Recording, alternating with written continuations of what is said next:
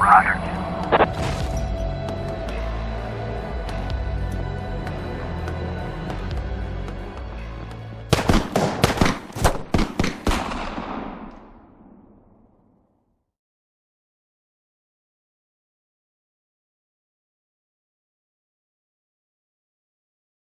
But today, I wasn't so lucky. I mean, it wasn't just a regular funeral, was it? All Sharpwood showed up. Can you imagine? I had a teacher, Mrs. Dawson. I haven't seen her since the 3rd grade. Figured she'd moved or died. I mean, it's not easy to lose track of someone in this town, right? And today, I'm looking at her in the crowd, all alive and healthy. Imagine, right? And the crowd was huge. It wasn't even a crowd, more like a whole river of people. I mean, you look at all of them and you can't even see the end. All the roads were blocked. Just thinking.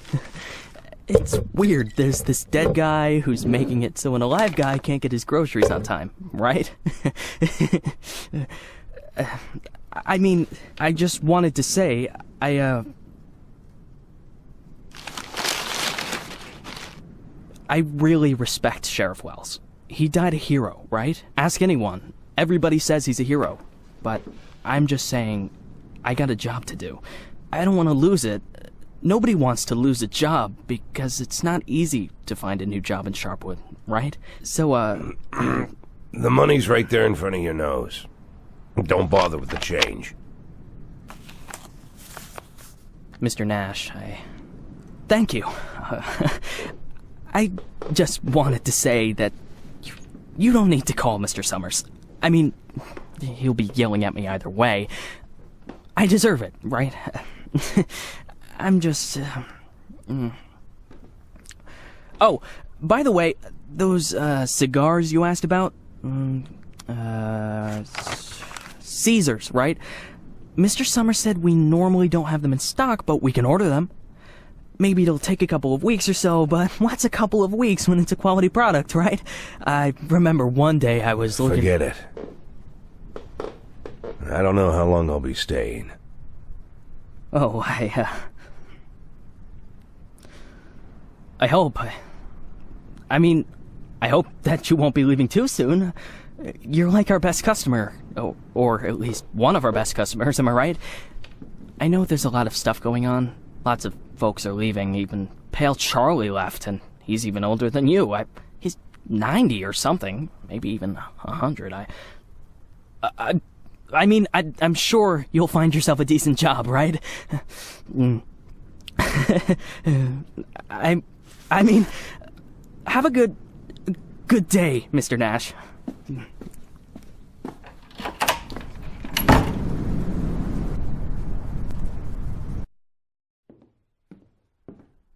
Hey, Lily. So we're getting rid of this thing tomorrow? What? We do what? That drawing thing in the hall. We're taking it down tomorrow? I already called Uncle Dimitri. He'll cart it off for us. Might even get a couple of bucks for it. Whoa. First, it's not a drawing. It's a tapestry, okay? A beautiful work of art. You didn't notice, did you? Second, it's hanging there for a reason. And third, and most important, Oh, you mean that drawing in the hall? Great. I'll get a hanger tomorrow so we can put the TV up there. Maybe a VCR, too. What do you think? Jesse, we are not taking down the tapestry. TV? That's not a bad idea. Sure, but I was thinking, well, I thought we could put a snack machine here. I'm tired of having to drive 20 minutes over to Bad Ears gas station for smoked cheese in the middle of work. Like I've got nothing better to do, right? As if You see how much space that giant thing takes up? We can put a TV up, an arcade game, probably even a pinball machine. Speaking of which, my son moved in with his wife and dairy, so we've got an extra VCR. Only thing is, he took all his videotapes with him, so we can't... Oh, no, tapes are no problem. I've got lots of tapes. Plus, if we tell the guys that everyone's bringing in a couple of movies, then we... Look, I just need you to... Hey, what kind of movies you got? All sorts. Bloody Shirt 2, Bloody Shirt 3, Bloody Shirt 4, Hard-Boiled Women, Demons on Fifth Avenue. And you've got that movie where this pilot is flying around the earth, but he's running out of fuel over the ocean, so he makes a deal with Satan, and Satan sends him to fight an army of skeletons, and the skeleton general, you can't fuck with him. Yeah, that's The Wind Blows into Hell. One of my favorites. Goes without saying, that's every man's favorite movie. Am I right or am I right? When I saw him at the end, when the girl throws the sword into the fire, my heart jumped out of my chest. Betty almost needed to call the ambulance. I swear to God. You need to take better care of yourself, old man. I've also got this movie. It's actually a cartoon, but it's for adults, you know. This guy gets the ability to undress people with his mind. So he goes into work, and he works in a bank, and his boss is a real bitch. But the bitch has some great boobs, and she calls him over to her. Tomorrow. We'll just discuss it tomorrow. And she says there's some problem with this quarterly report. Some kind of paper got filed in wrong, and he asked, like you should. What the hell, Gail? Sit down and get ready to type. We agreed. Lily, we'll finish that damn letter of yours tomorrow. And if we're lucky, we'll even... Gail, take off your stupid hat and get back to your desk. I'm the sheriff and you'll do what I say. I'm the sheriff. Lily, you do know you don't have to be such a bitch, right? Bad Ears gas station closes in half an hour, so if we don't finish this stupid letter in the next 10 minutes, I'll be out of smokes until the morning. And if that happens, I'll be coming into work in a bad mood tomorrow. And if I come into work in a bad mood, Just shut up and type. Okay. I'm ready. And for God's sake, let's stop taking half an hour on every sentence, okay? First, read what you've got so far. Of course, we won't be able to pay you serious money. It's like we won't be able to pay you anything at all. But I hope that you feel the same as me, that the safety of our native town of Sharpwood is a question of duty and honor, and not of material gain. No, not just the last sentence. Read everything from the beginning. Lily, come on. Read it from the top. Dear Captain Carter, I imagine you've already heard the sad news that has prompted me to write you. I'll be frank. This letter you're holding is a plea for help. The police department of Sharpwood All right, was deprived. that's enough. I can't take it anymore. We'll just pick up where we left off. Do you think Captain Carter will even read this? Lily, let's just finish it. And then... They got him. The guy from the flower shop, remember? He's one of the neckties. We're sure this time. Where are they taking him? Are they bringing him here? They already did. He's here. Did he have the goods on him? Has he said anything? What does he know? Well, you want to find out, or you're just going to sit there?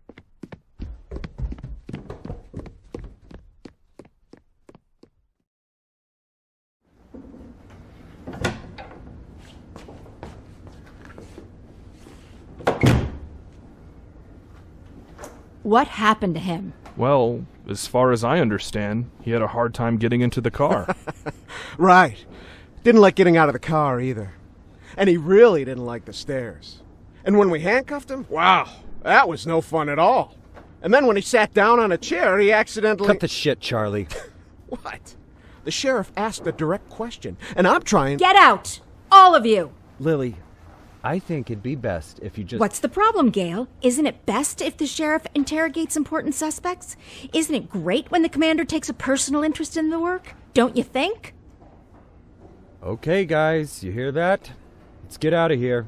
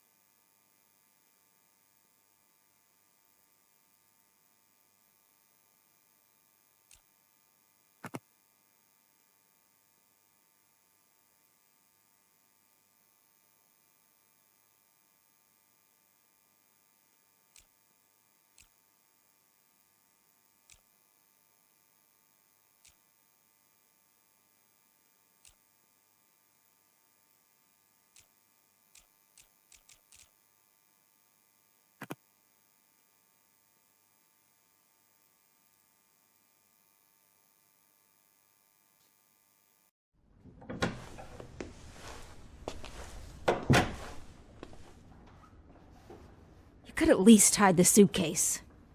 What? Oh, this? It's just... Charlie, shut your trap and get ready to question the suspect.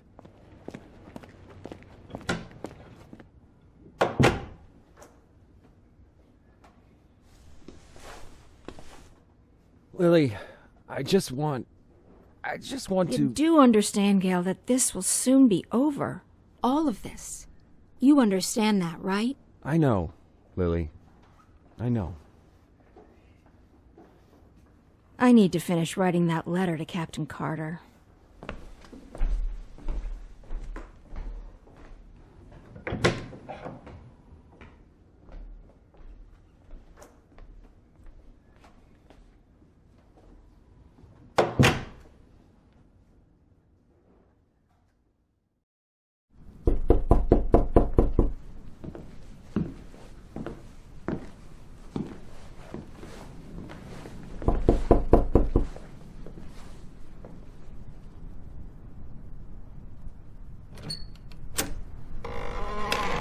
Hello, my name is Bogdan.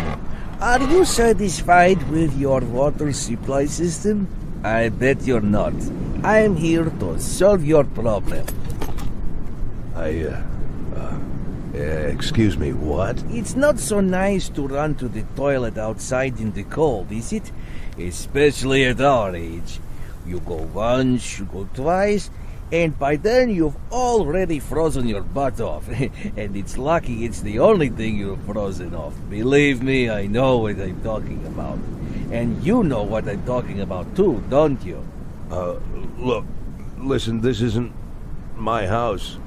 I'm just renting it. All the better. So the homeowner will pay for everything, while you will enjoy the new toilet in warmth and comfort. Are you selling toilets? You sell toilets at night? Don't be silly. We'll replace your whole water system. A new toilet in the house is, well, it's the cherry on the cake. You're right. I'm here a little after hours. Well, you see, our farm is just taking its first steps in this business, so I can only visit my customers after I'm done with my day job. But a toilet inside your house is doubly good at night, right? Do understand your needs, sir. I myself had to run to the toilet outside for 20 years every night. But when I finally got a toilet inside my house, Please go. Just go. I want you to leave. I know what you're thinking. You think that in such a small house there's simply no room for a toilet. But I assure you, if you just allow me to come in for a moment... Leave right now. I'm asking you to leave. I just want to save both of us some time, that's all. I know that you'll change your mind. The next time you need to go in the middle of the night, you'll remember me and think, damn, that guy was right. A toilet in the house is what every adult man needs. So, why don't I've asked you to leave. You need to leave. Now. Leave. All right. But I bet you won't last a week before you change your mind. I'm telling you right now, you won't last a week.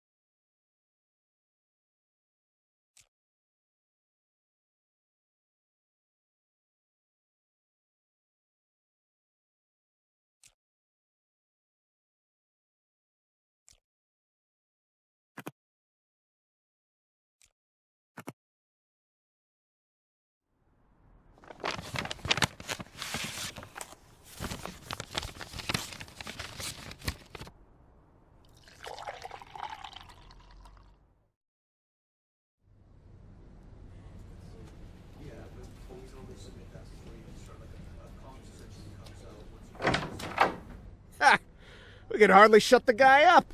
He wasn't so tough. I didn't even get to the Phase 3. Phase 3 is where We don't have a lot of time. They're moving their headquarters, but we should be able to nab most of them if we hurry. It's north of here, the old summer camp. But they never keep the goods at their headquarters. They always use a different place, usually an isolated house on the outskirts. Most of the time, these places have random tenants who don't even suspect that there's anything hidden under their floorboards. That way, the drugs can never be linked back to the neckties or the neckties to the drugs. You remember that little tavern called Frissetti? We went drinking there after graduation and broke that big mirror. Mr. Blaine's converted it into a house, and now he rents it out for almost nothing. 2 weeks ago, an old man moved in, and under his floorboards, there's 27 kilograms of heroin. I'm starting to think that guy is leading us around by the nose. I bet there's 4 or 5 armed guards at the house. But you said it's a small place, right? Well, I bet there's 2 at least. I don't believe they just left the stuff under some old man's floorboards. Even if there is an old man living there, I bet he's in on it. Hey, maybe old man is just a nickname. What do you think? I bet he's a right cutthroat, hunkered down there, ready to ambush us. Maybe he already... Well, you and Corey, go check it out. Take 2 cars in case it's not just an old man living in the house. Whoever you find there, bring them in. And don't forget about the heroin. Rest of you will come with me to storm their headquarters. Sound good to you, Lily?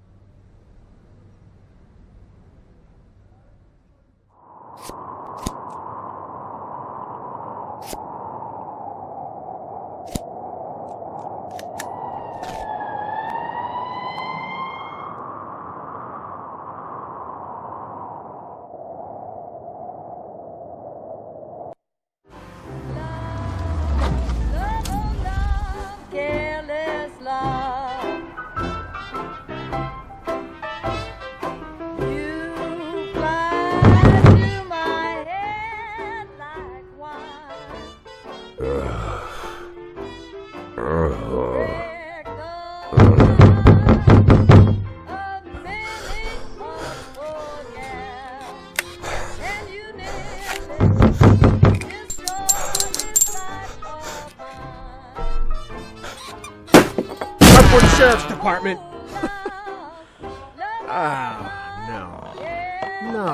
No. Look at this. No, well, just look, Corey. You couldn't find anyone better to watch the goods? Or they just didn't bother? Or are we missing something? What do you think, Corey? Think we're missing something?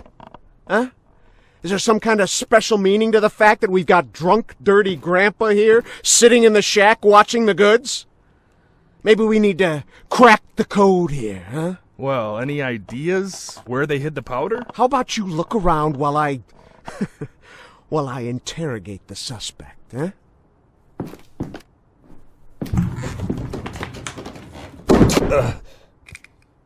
You.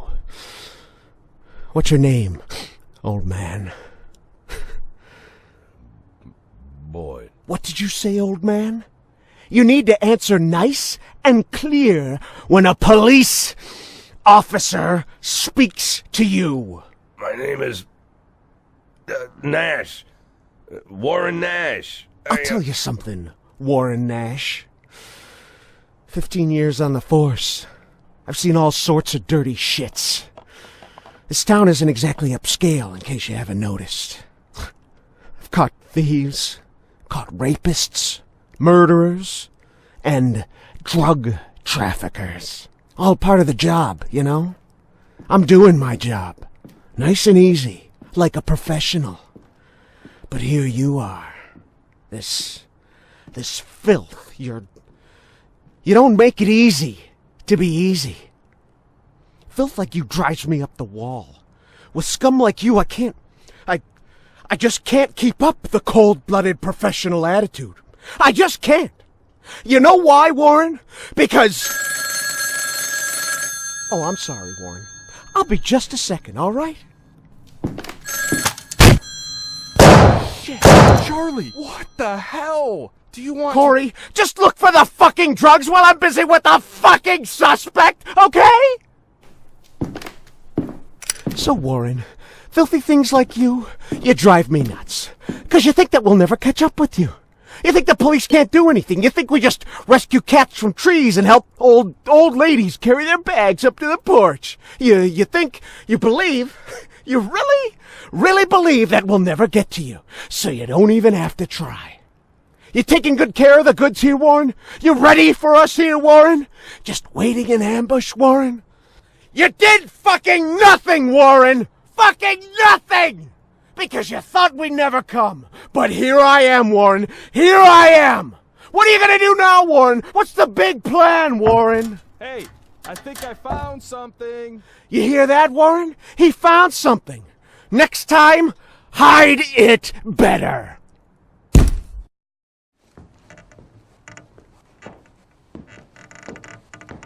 Well, this looks like 27 keys of heroin to you? I would say there's somewhere between 26 and 28 keys. Well, that sounds like 27, right? Yep, looks like 27. So what are we thinking here? You load it up in the car and I'll pack up the old man. And any of this other junk we might need.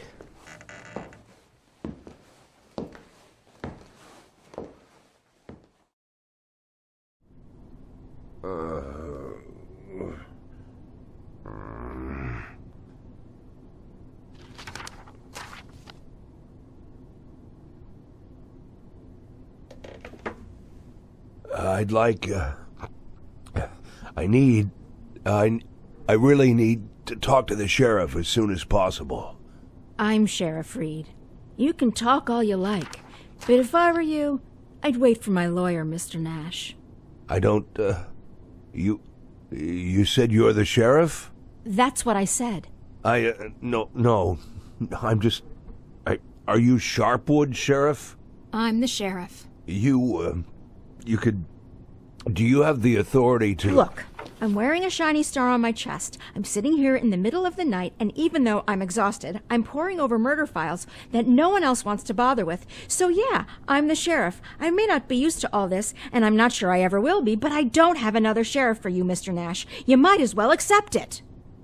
Listen, Sheriff. Sheriff Reed, right? Great, Sheriff Reed. I need to talk to the sheriff, and you're the sheriff, so... It's even better. I mean, older sheriffs sometimes... Well, that doesn't matter. It doesn't matter. I'm not talking about that. I just want to say that there's been a mistake. And I want to help you out here because there was a huge batch of cocaine hiding in your house. You want me to believe you didn't know anything about it? I rent that house. Only lived there a couple of weeks, and you know all that, right? It's easy to check, huh? Yeah, it's but that's not important. It's not that I'm trying. Listen, Sheriff Reed, you have to listen to me very carefully. I'm a policeman, just like you know? Oh, so you must be undercover. Is that it, Mr. Nash? No, it's much more complicated than that. My name isn't Warren Nash. Yeah, I already knew that. Your fake documents are so bad they practically fell apart in my hands. If you let me explain, would you like to see my real document, Sheriff? Look, that humidor, you see it? What? That little box, the little wooden box on the table, see? Looks like a jewelry box? It's locked. We'll crack it open in the morning. Wouldn't you rather open it now? Please, Sheriff Reed, let's open it now, and I'll try to explain everything. I'm in a very difficult situation, and I'm asking you to listen to me. Just open the box, and you'll find my passport in there, my real passport. My name's Jack Boyd. The documents that say I'm Warren Nash, I bought them for $90 at the rail station. Please, just open the box, and I'll explain everything, please. You say you were a cop, huh? Yes. I was a cop. I was the chief of police, just like you.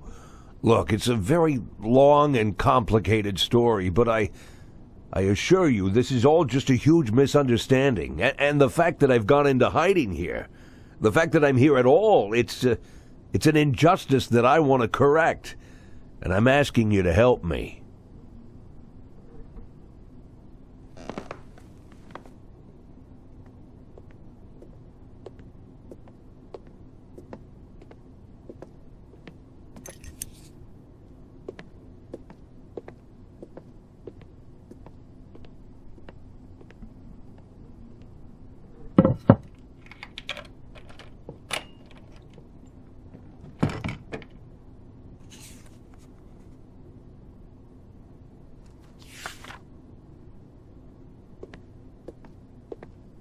Sheriff Reed, let's talk.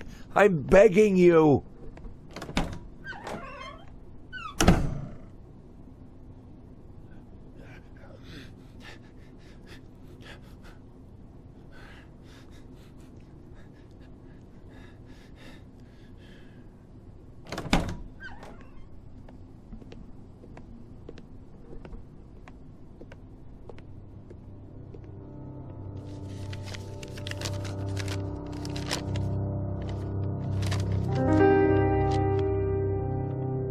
Sheriff Reed, let me... Do you even know what you've been accused of, Mr.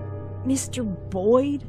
Let's just say I don't know if you know what happened in Freeburg last winter, but it had nothing to do with the law or justice. I was used. You do understand that I have to report you to the feds, right, Mr. Boyd? Sheriff Reed, if you do this, you just continue this. I believe that cops should help each other, so I just want to say...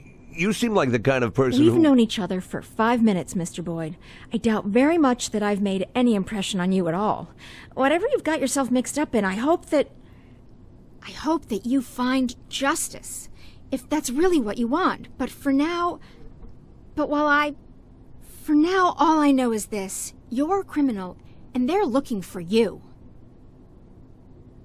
Your folder. Your folder. That's a case file. Can I see it? Excuse me? I worked as a detective for years.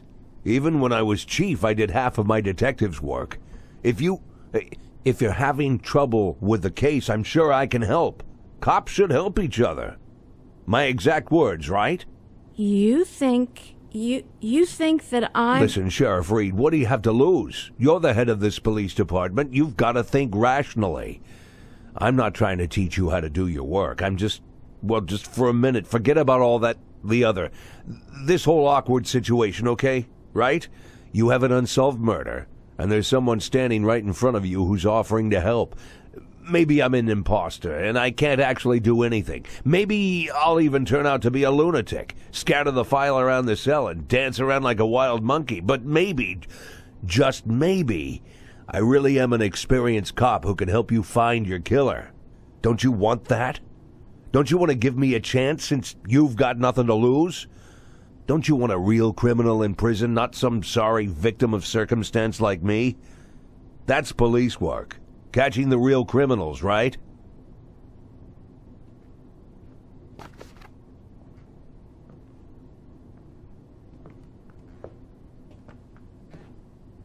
I guess I'm going crazy.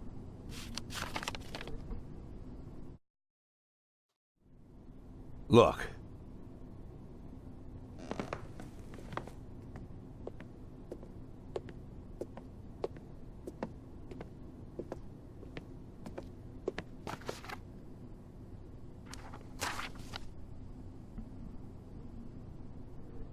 Lily, are you there? Lily! Lily here. Come in. Can you grab the box of flashbang grenades and get over here? There's no time to lose. Lily! Copy. I'm on my way.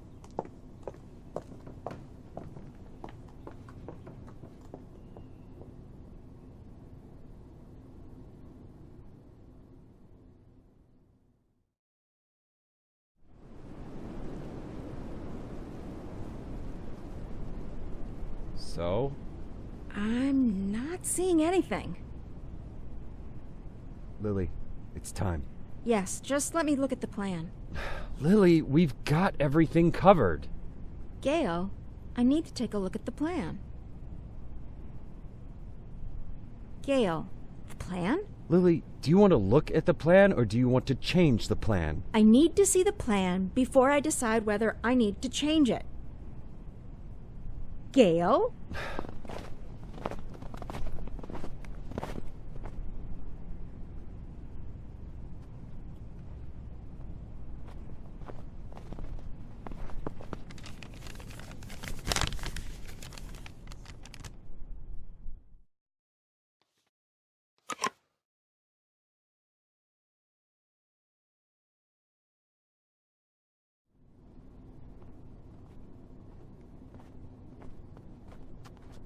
Should have taken him to Canaan right away. Yes, let's get him over here. Someone needs to go get Canaan. Does anyone know Canaan lives? Jesse, grab that blue bag over there. Bring it over here. I'll call him. Bring me that bag. I'll call Canaan. The bag, Jesse. Jesus, Jesse, we don't have time for that. Bring me that bag. No, come on. Lily, put pressure here. Press there and don't let him. Make it? You think he'll make it?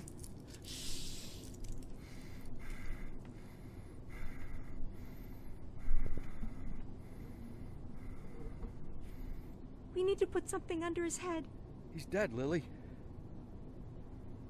Lily, he's dead. Gail's dead. Now you can call Canaan.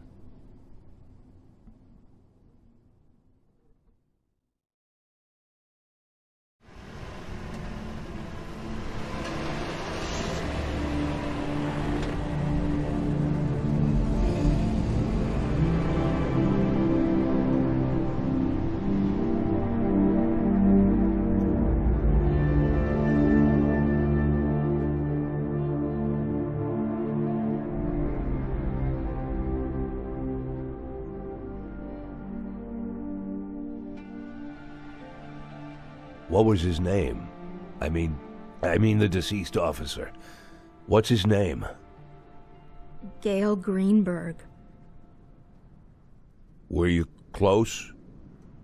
No, but... No. We went to school together. Sheriff Reed, Sheriff Reed. Ha! Sheriff Reed. If my dad could hear you say that, he'd died of laughter. He'd laugh like a madman, choke on his favorite meatballs even. Sheriff Reed. Call me Lily.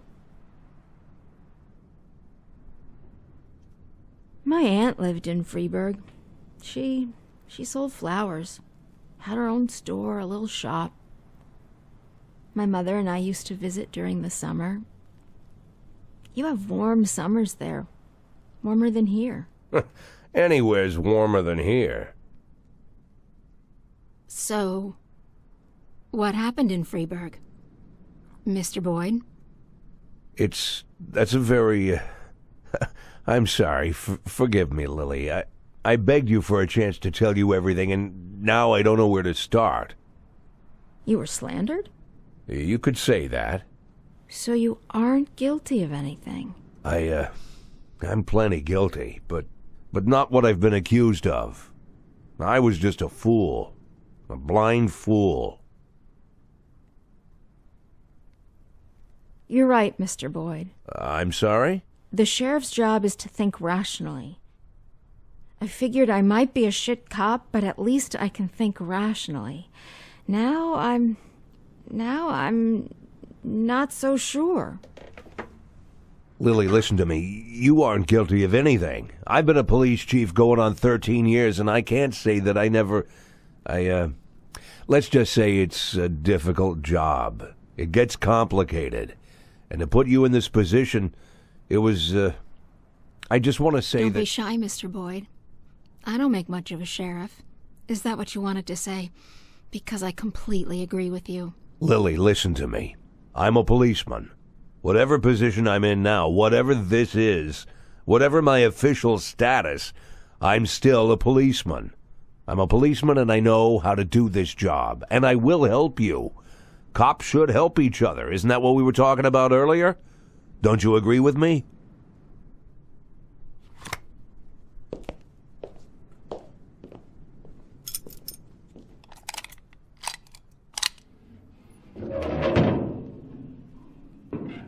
was it you said, Mr. Boyd? Maybe you're an imposter, maybe you're crazy, but maybe you, honestly, I don't even know if I... Lily, why are you pointing that gun at me?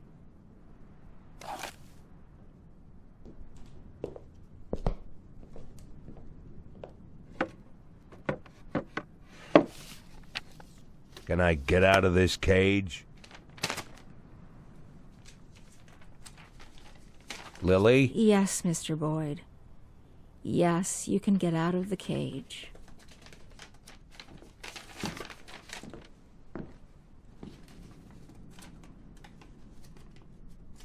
You want me to...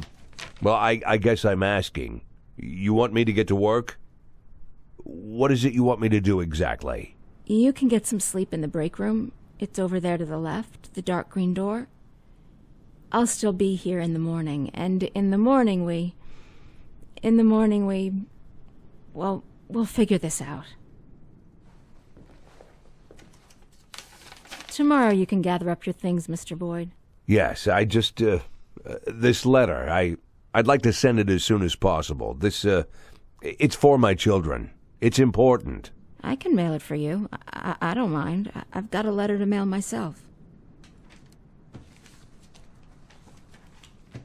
Lily, I wanted What? to... You want to know if I'm going to call the feds? No, I won't call the feds. Do I realize that means I'm breaking the law? Yeah, I know. Do I understand that you could make a run for it at any time? Yeah, I know that too.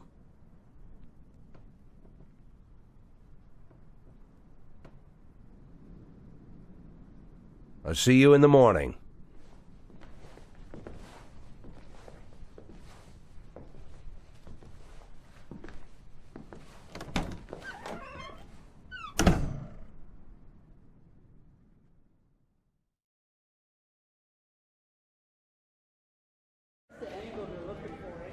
Any other questions? So how long you been working undercover? Since February. So you're like our new sheriff now, huh? Mr. Nash will partly take over management of the department. Some of you will now be his subordinates. Bad news, Cliff. I'm still the sheriff. Well, if you understand everything and there's no more questions, then let's... Wait, I have a question. When are we going to take that thing down? I meant questions for Mr. Nash. Then I have a question for Mr. Nash. Mr. Nash, when are we going to take that thing down? When are we taking that thing down? We're not taking it down. Sorry, bud. Looks like it's staying up. That's enough. Everybody back to work.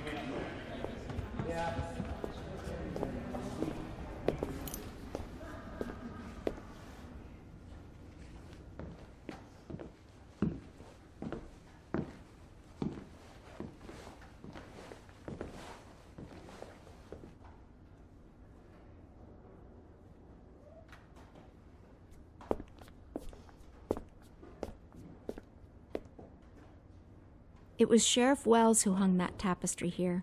He said he made me his first deputy because I was the only one who understood what it says. Well, now there's two of us.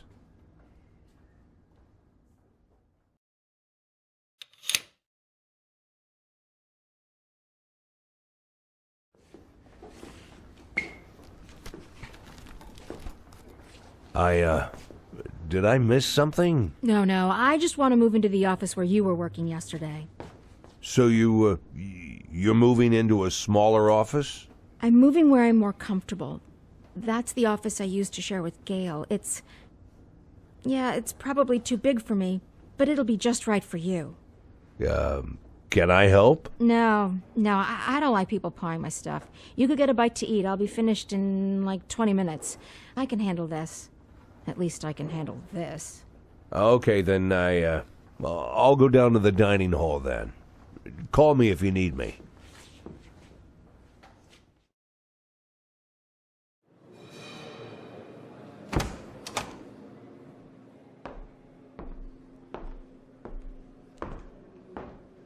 Ah, Mr. Nash. Glad we have a chance to get acquainted again. This time under better circumstances, huh? Our first meeting didn't go so smooth. You really must forgive me, Mr. Nash, for being so rude to you. It was rude of me to arrest you. You gotta admit, you don't really look like an undercover cop. Am I right, guys? But I didn't hit you too hard. I tried to be delicate with elderly gentlemen. I'm not some kind of monster. I didn't mean to offend anyone. You really shouldn't be offended. We're all grown-ups here. Why be offended? Why are you offended, Mr. Nash? I gotta say, I expect more from a senior police officer. Well, I don't know, more professionalism, you know?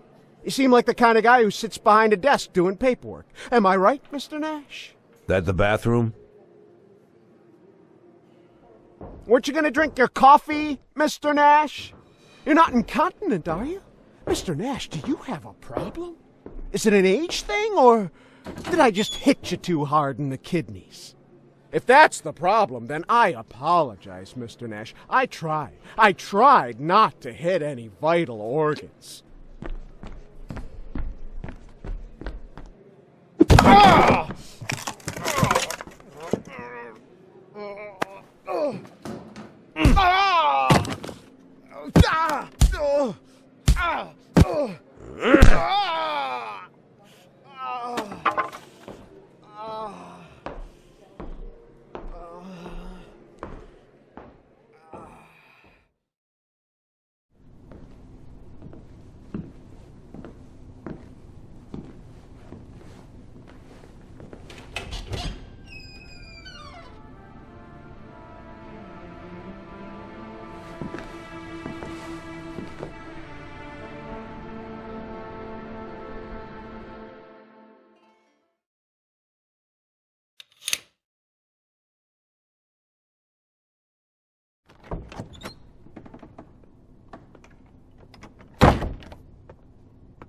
Mr. Nash, could you come over here for a second? We need to talk. Dr. Kanayan just... Hold on! 1 second. Tip, what the hell? What are you trying to do? Don't you remember what happened to Vic? You want that thing to explode in your hands? You want to lose your fingers? Put it back right now. Until you get some new cartridges, no one touches the shotguns. We agree. Aw, come on. I'm not gonna shoot it. I just wanted to use it to scare old Kleiner. Want to see that stubborn idiot shit himself. Yeah, he's probably going around in diapers. You seen that fossil recently? You don't think... I am not listening. Just put that thing back. Damn it, Lily, stop acting like you're everybody's mother. I'll stop playing mother when you idiots stop acting like children. Yeah, thanks a bundle. You won't be talking like that after I... What's your name, son? Tip Rami, sir. Why do you need a shotgun, Tip Rami? To frighten an old man named Herman Kleinert, sir. He's a local cobbler. The thing is, sir, the old man's grandson, Matthias Kleinert, recently raped a schoolteacher, and now no one knows where he is. I'm sure, sir, I mean everyone is sure, that old Kleinert is hiding his grandson somewhere. We tried talking to him, but it got us nowhere. To be honest, sir, the grumpy old maniac just stood in his door waving his gun, so talking just isn't going to work. I want to squeeze the old dirtbag, sir. Squeeze him good and get him to talk. Kleinert's gun shoots salt. Salt? That's right, sir. Salt. But what's the difference? I'm not saying he was going to shoot me. I just wanted to scare the old goat, you know? It's not like I'm going to shoot him. Probably. When you joined the sheriff's department, they gave you a gun, right? Of course, sir. But who's scared of a tiny little pea shooter? Everybody in Sharpwood has a gun. What else did they give you? I'm sorry, sir? When you entered service, what else did they give you? I was issued a uniform, sir. What else? A radio? And that's it? And a knife. This knife? That's correct, sir. Big, huh? I guess so, sir. What do you think, son? Think you could scare somebody with your big knife? I don't know, sir. Well, think about it. Here you have a big shiny piece of cold steel, nice and sharp, and you're holding it right to some bastard's neck. You bring it so close that one careless movement and you'll open an artery.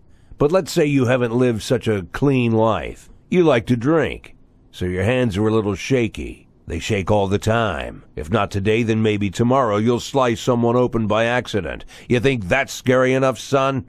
Yes, sir. It's very scary, sir. Well, then what do you need a shotgun for, son? I'll put it back, sir. I'll put it back right now. Well, what are you waiting for?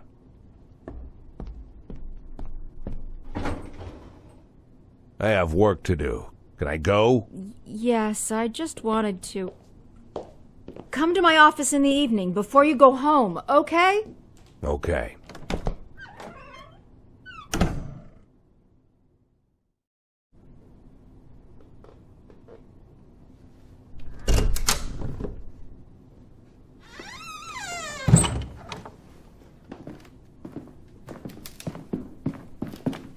So, you want to talk? Yeah, well, before I... Well, thanks for helping me this morning with Chip. Sometimes he just... Anyway, there's something I wanted to talk to you about. It's very serious. I mean it. It's serious. As far as I understand, yesterday you had some kind of altercation with Charlie Fletcher. Dr. Kanahan called me and... Well, Fletcher's going to be okay in a couple of days. It was nothing serious, but I don't want this happening again, all right? I can't promise you that. I don't understand. I said that I can't promise you that nothing like that'll happen again. Listen, Jack, I don't like Fletcher either. It's not Fletcher. I will treat my subordinates as I see fit. That's what I mean. But Jack, there are boundaries. I, as the sheriff, I draw those boundaries, okay? I respect your experience, I do, and I just want to say there are rules that must be respected, and I believe that these rules are an integral part. You know, I believe we understood each other, and there won't be any more problems, right?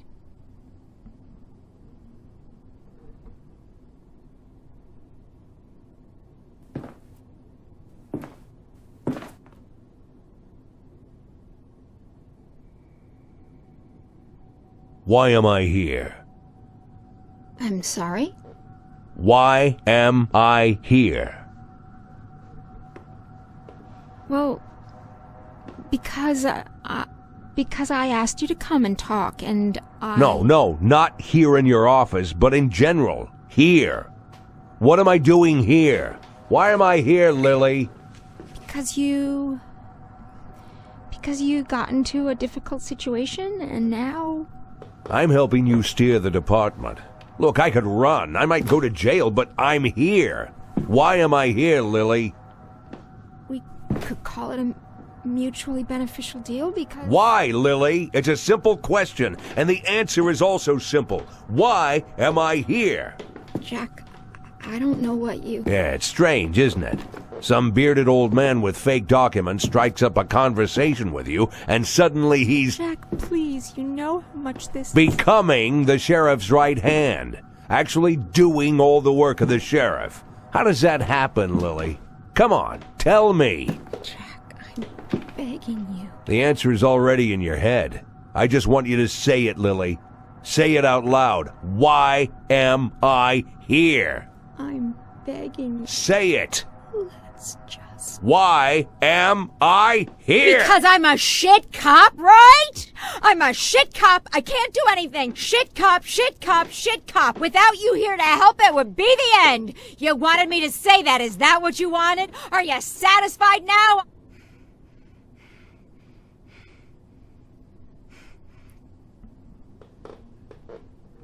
I'm very satisfied, Lily.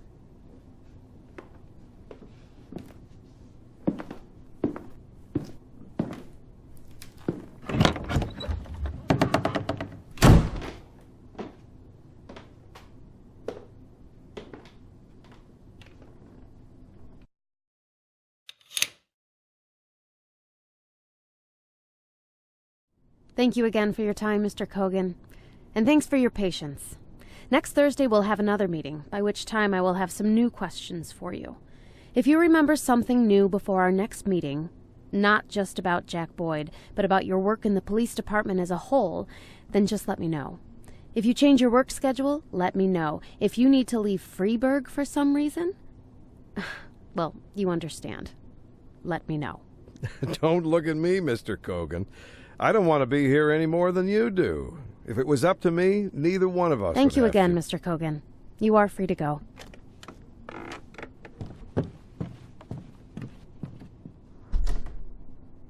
Take it easy on these people, Lana. They don't have to. I'm just doing my job, Wilton. It's your job too, remember? Please invite Miss Emma Weinstein in. Emma Weinstein? Again?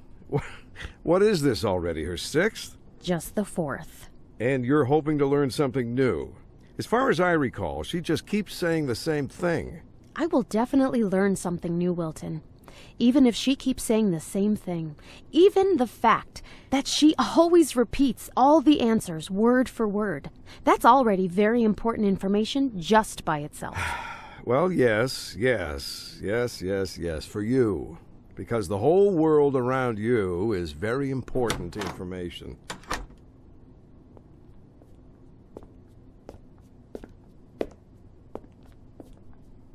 Good morning, Miss Weinstein. I'll ask you some questions, some of them new, others I've already asked you during previous interviews. But I hope that you'll be kind enough to... You can ask me any questions, Miss Thurman. I'll answer you. For the 2nd time, the 5th, the 10th, as long as it takes. You know that. Then let's not waste any time.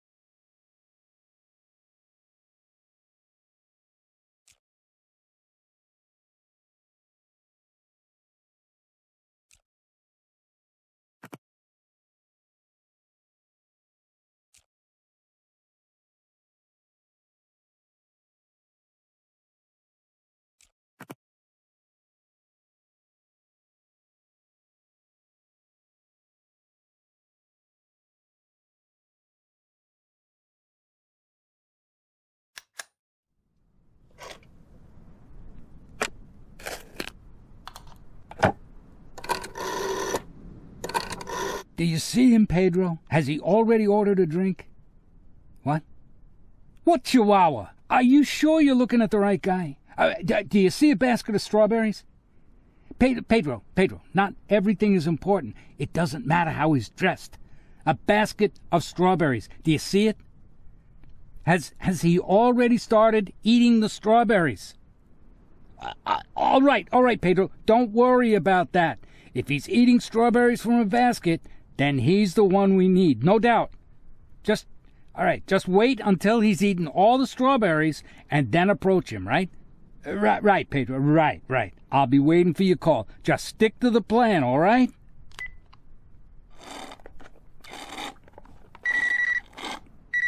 Pedro? It's me. Oh, Jack. Yeah, I was sure you must be dead. Look, Fry, I know that I hear there's a federal agent who's interested in you. He's already reached Millington. From there, I think he'll be heading north. What do you think, Jack? Has he picked up your trail? Fry, let's just talk. Jack, how happy he'll be to find out you're still alive. A young agent, let's call him Chris, dreaming of a brilliant career. He wants to prove to his alcoholic father that he's made something of his life. And the girl, let's call her Tanya. She's recently left him. So he'd just love to play the hero all over the front page and then just rub her nose in it. And Chris has an arrogant colleague, too. Let's call him Tommy, who's always laughing at him. Wait, you know what, Jack? I think Tommy's fucking Tanya. I mean, this whole time. How could I have missed it?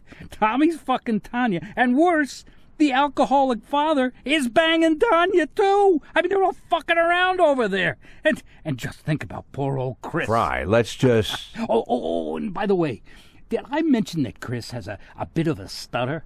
Naturally, that meant problems at school. Oh, and not just at school, but at the academy, too. Yeah, he was nearly kicked out of the academy twice, even though his marks were brilliant.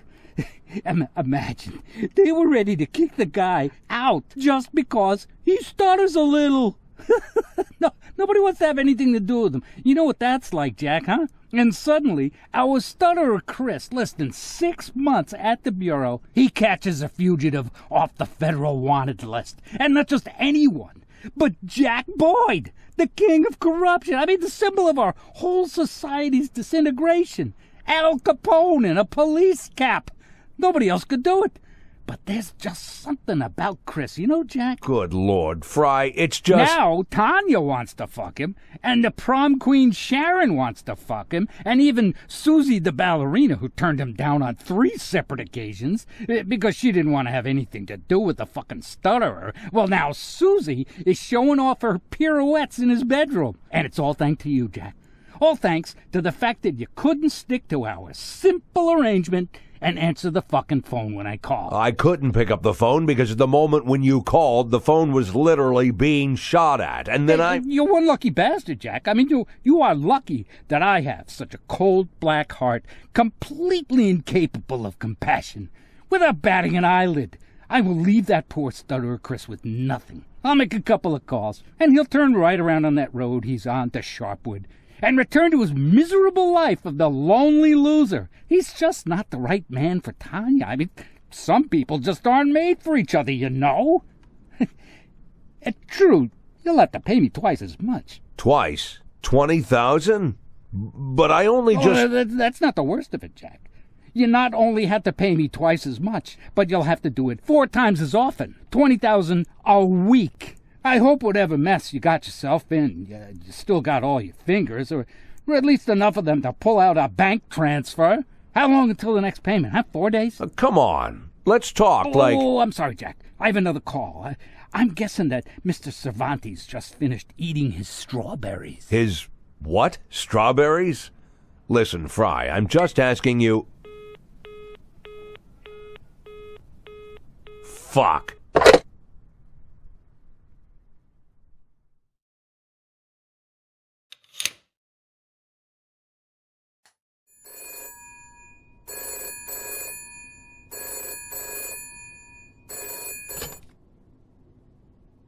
Hello? Yeah, I'm listening. It's me. I'm listening, Lily. I decided that I wanted to talk about the woman. What woman? About the woman with the coins. Lily, do you realize that you're calling me in the middle of the night? It was wrong, Jack, what you did. I'm not trying to exaggerate. It's not the worst thing you could... I don't want to compare it with... I want to tell you that I think it was wrong, and I think that you yourself understand that it was wrong. Am I wrong? Lily, go to sleep. Jack, just want to make sure that we're seeing eye to eye on this. That we're on the same team, you know? It's important to me. For a cop, nothing's more important than a good night's sleep. You can trust me on that. It seems I'm more like a nanny than a cop. And I'm all cop.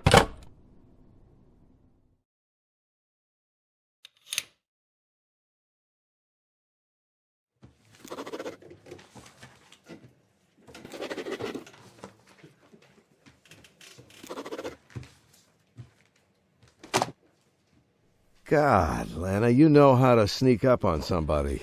You're seeing Plunkett today, right? Only if I manage to rake up all this paperwork before noon. Talking to the old man after that is useless. He'll already be soaking up his cocktails. I hear they're having problems with the new curator from the mayor's office, the one in the green jacket. I need to take notes on Isaac Brommel's testimony. You remember him, paralyzed at the waist. It's 3 hours one way. I'll be stuck there until evening, so I need you to give this folder to Plunkett.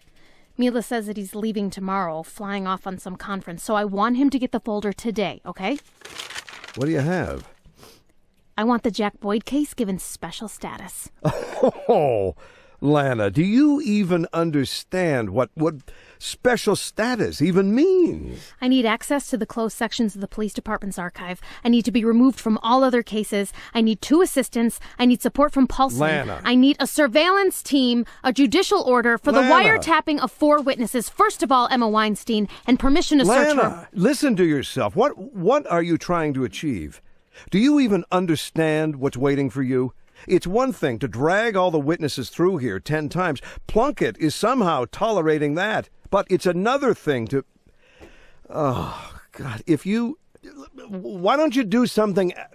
Something easier? More relevant. Have you looked at the papers recently, Reeves? No one's seen Jack Boyd for almost a year, and he's still on the front pages. Show me something more relevant. Oh, Lana, look, God knows, you did what you could. The asshole is already 8 months on the federal wanted list. The feds can't find him. And can you?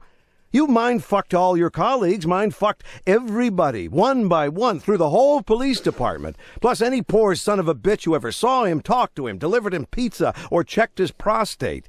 You went through mountains of documents, some of which you were not supposed to see, and I have always been ready to look the other way. Until you come in... You're not my boss, Reeves. I don't care if you looked the other way. I never asked you for help with the investigation, and I'm still not.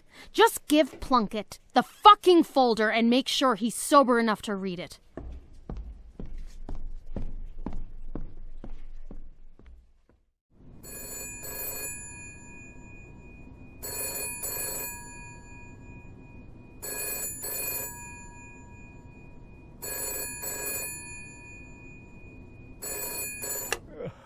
Warren Nash. It's me, Jack.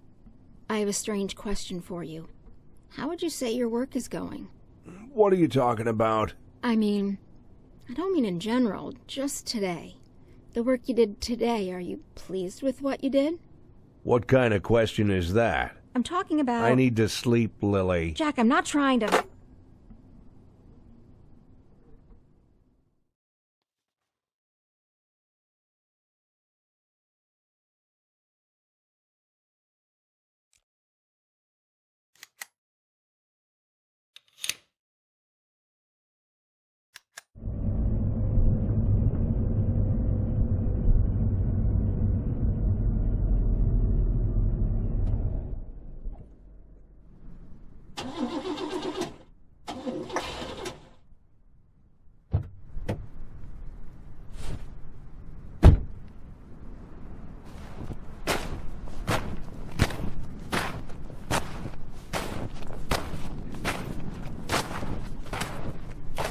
Do you live here, old man?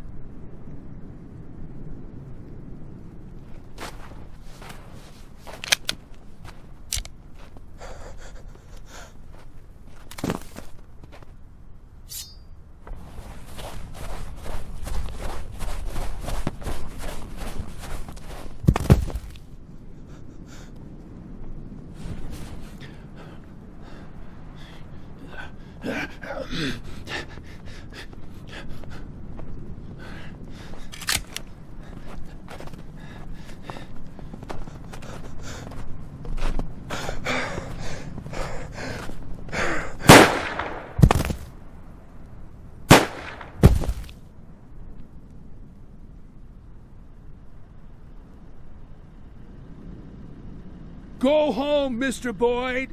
Who am I talking to? My name is Colonel Liam Henderson, but as you can see, we'll have to do this some other time. How do you know my name? I think there are only 2 of them, but best be safe. Check the area and tell Mark to shut off that engine. Someone will have to stand watch here until morning. Hey, I'm talking to you! Go home, Mr. Boyd. Lock the door. Stay away from the windows. Don't come out till morning. We'll talk another time.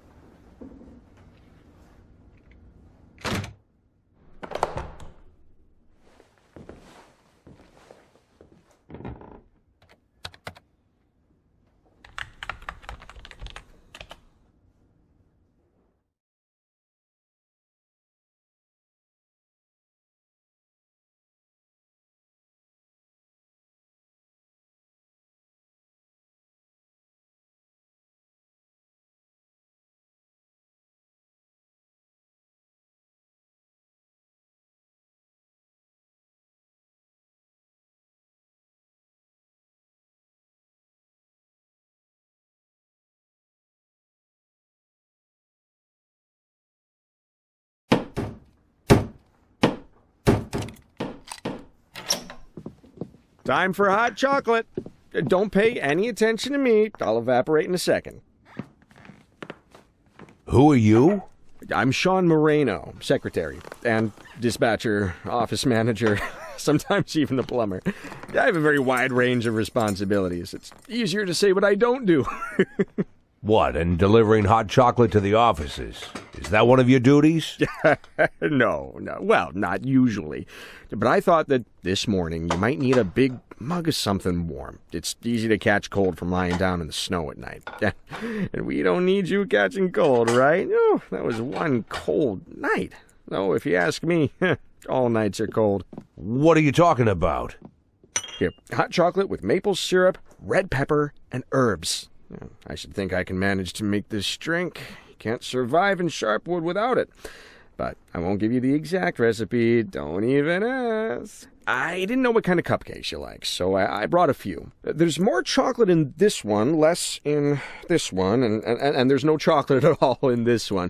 But there's little nuts. Very tasty, but they get stuck in your teeth, so be careful. Oh, yes, and your revolver. I cleaned it up. Shines like new. If you need any bullets for it, Mr. Boyd, just... Who are you? Like I said, Mr. Boyd, I have a wide range of responsibilities. Secretary, dispatcher, manager, plumber, and Colonel Henderson's bitch? That about right, you fuck? That about it for your responsibilities? Think you can come into my office like that and call me Mr. Boyd, you fucking piece of shit? There aren't any bullets in it, Mr. Boyd. Oh, well, you want to see what I can do to you with a pistol with no ammo, you fuck? I'm a man of many talents, just like you. No doubt, Mr. Boyd. Actually, I'm a big fan of your talents. You're a legend, Mr. Boyd. I look up to you. What are you going on about, you dirtbag? It's what you did in Freeburg. The plans, the whole operation. The story about the antique weapons, the Japanese businessman's money, the park construction project. I can't pick a favorite. Well, it's probably that case with the De Vroom painting. Oh, that was top class. You're the only man who's ever turned corruption into art. If someone were making a film about you, Mr. Boyd, I would... Listen to me carefully, secretary, dispatcher, manager, plumber. I don't know what you read here in the newspapers, and I've got no idea what your boss could be dreaming, but you got me wrong, okay? I was a scapegoat. I once let motherfuckers like you manipulate me, but I learned my lesson. So if you're gonna threaten me, you better just get it over with. No one's threatening you, Mr. Boyd. It's quite the contrary. Once you get to know Colonel Henderson better, you'll see you have nothing to fear. Like I said, I appreciate your talents, and Colonel Henderson appreciates them too, believe me. Now, it's a lucky thing you arrived in Sharpwood when you did.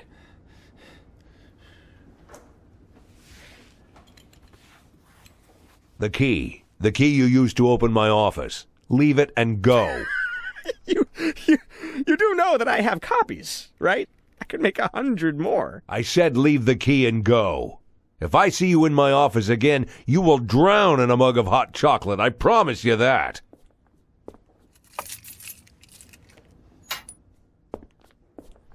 You have nothing to fear, Mr. Boyd. You're safe here.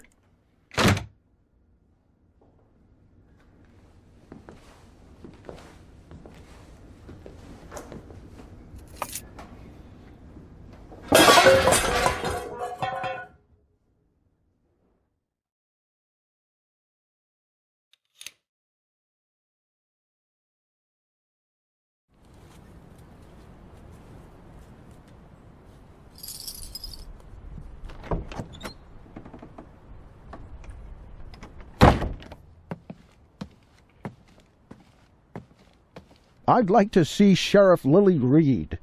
Why do you need Sheriff Reed, Mr. Carter. Captain Britt Carter.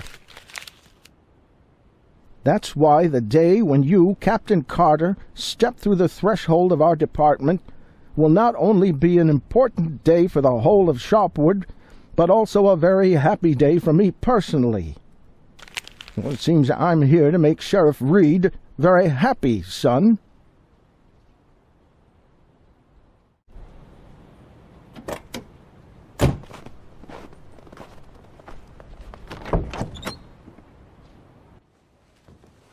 Hey, I told you to stay away from my office. It looks like we've got a problem here.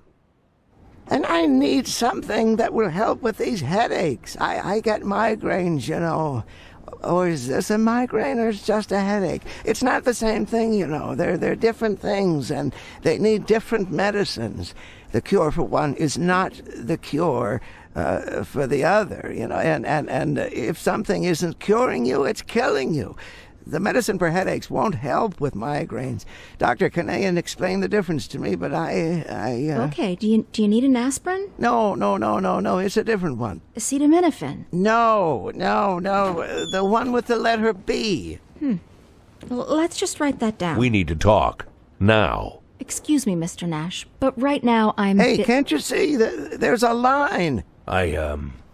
What's going on here? I just listen to the needs of our townspeople every week. I try to help them get access to food and drugs that aren't easy to come by in Sharpwood. I don't want them going to the smugglers, you know? Get back to the end of the line. Quiet. I work here. Lily, there's a man You work here? Well, then, I'll tell you, boy, the floor in the corridor I walked across over there is the dirtiest floor I've ever seen in my life. And if my taxes are going to... I'm not the janitor. I'm a cop. A cop? Perfect. So you have to solve my problem with the rats. I don't... Lily, listen. There's a man named Carter waiting for us in my office. Carter? Wait, Captain Britt Carter? Yes, that's him. Would you, Tip. Write down all the medications Mr. Moses needs, then do the same for the others. Get everything down in detail. Oh, forget about your notebook. Take mine. Start a new page for each person. Got it?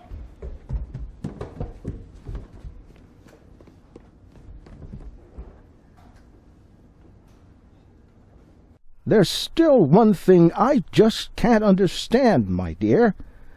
Why did you write me this letter? If you already have this... Mr. Nash he appeared unexpectedly. He worked undercover for a while, and he was sent for by... This is an operation. It's all part of a big operation, some kind of big operation. I myself don't know all the details, but I think Mr. Nash himself can tell you everything Oh, I have no doubt that Mr. Nash will tell us everything. He'll tell us how he was assigned to this operation. He'll tell us how he was sent his orders on a beautiful piece of paper with a seal and a signature. He'll tell us how he had to pack up everything in his big city apartment, and how carefully he packed his expensive trousers in his expensive suitcase. Oh, how he had to grow a beard to blend in. Yeah. He'll tell us all about his brilliant career, Oh, you must have been an excellent student at the academy, Mr. Nash. Or perhaps you think you already know everything there is to know. But there's something you don't know, Mr. Nash. It's something very important. A city like Sharpwood can't be saved by some upstart careerists and bureaucrats from central administration. A city like Sharpwood can only be saved by its people. People who were born here, who grew up here. These are our demons, Mr. Nash, and we have to deal with them ourselves. You were sent here by the chiefs in the suits, while I, prodigal son of Sharpwood, was returned here by the Lord himself. Oh, so in your opinion, Sharpwood will be saved by a lame soldier with no police experience holding his Bible at the ready? I will not take offense to your disrespectful remarks, Mr. Nash, because I myself was once just a stupid fool. I did not understand that God saved me in the war. I did not understand that it was He who helped me survive after what happened to me after the war. But now I understand. Now I see. Now I am ready, and have no doubt, Mr. Nash, I have come not with a shield, but with a sword. Well, then prove it. Work here for a week and show us what you can do. All right, I already said we're not making this into a stupid game. Mr. Nash, you've done an excellent job, but you have to agree that this isn't a game. This is a test. And it's a test that I humbly accept, my dear Lily. I have endured many. Passed them all with dignity, and I will endure this one too. Oh, of course. You'll love it. Excellent. Just fine. Now we have 2 more stubborn boys in the department.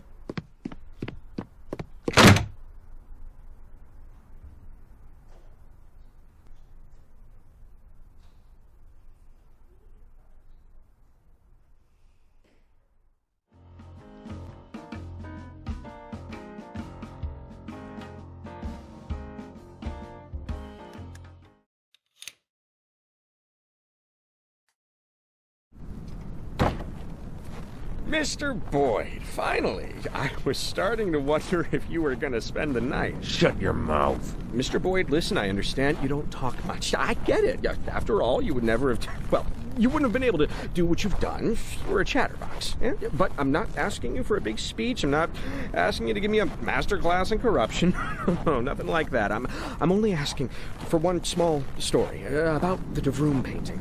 The newspapers never gave out too many details since the investigation was ongoing. But what's the difference now? What's left to hide? The painting couldn't be found, right? You made extra sure that it couldn't be found. Well, let's drink a beer sometime. Not today. No, tomorrow, or the day after, or the day after the day after tomorrow. Just whatever's good for you. You see, I'm really interested in this. How did you pick that job? I mean, what did you want with that picture? I mean, that one in particular. It's a pretty specific choice. You know, it's a controversial artist. The critics don't agree. I've never heard of corrupt officials stealing paintings. They all take bribes, just bundles of money in paper bags, you know. Of course, I'm not comparing you to those ordinary rotten geezers. Not at all. I just wanted to say that even though I don't know all the details, I see that you've got your own style. Whether you realize it or not, that's why the press called you the Caesar of corruption. You can find lots of kings of corruption in the newspapers. There's a new one every month, but I've never seen a Caesar. Because Caesar, that's not about the scale, but the style. Style is everything, right?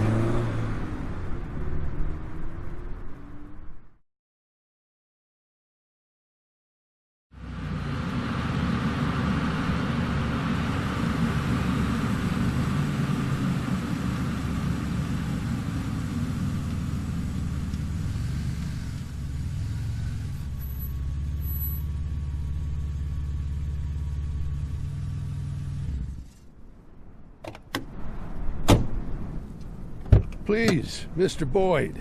Why on earth should I get into the car with a stranger?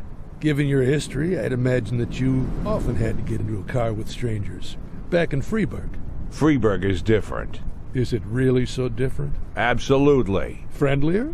Warmer. Well, that's not saying much. Anywhere is warmer than here.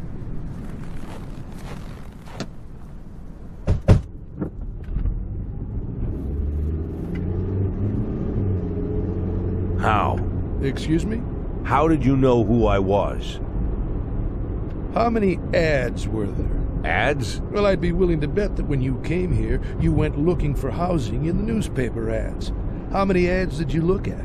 I don't know. Maybe a dozen. But you chose this house. Why? Because it stands away from everything. Well, that's a reasonable choice. Unfortunately, the neckties choose their houses by the exact same principle. They stash their goods in isolated houses until they can find a big buyer, but they don't settle into the house. They let someone else rent it. It's safer that way. Look, I'm not interested in how these neckties do business.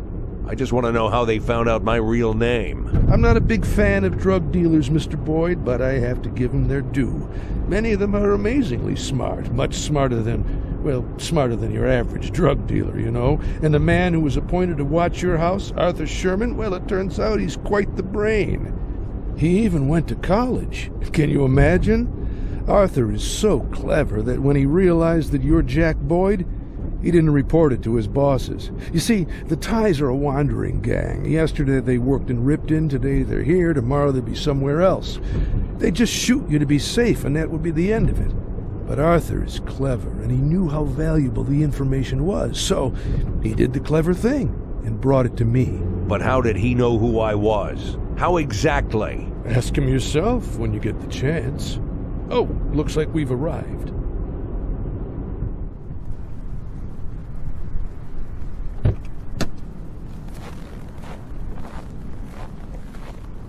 Mr. Boyd, are you coming? Are you completely out of your mind? I'm a wanted man. I shouldn't be showing my face in public, even if it is old and shaggy. Come on, Mr. Boyd. There's only drunk pigs and sweaty strippers in there.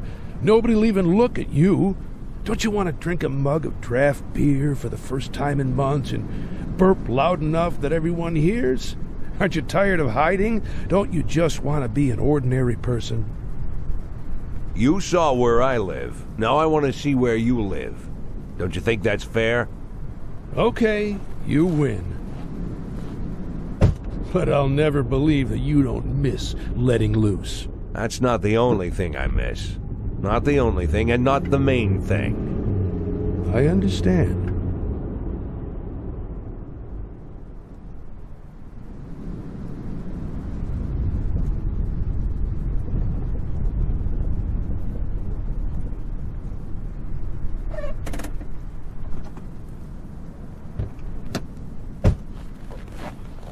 Well, here's where we live.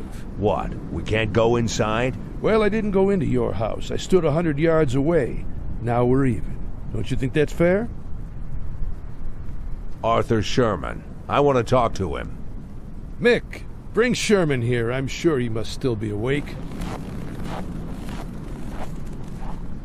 Sean told me about this Captain Britt Carter of yours. Now, if you want... It won't be a problem. You sure? I can manage. If you have any difficulties, just let me know. I could...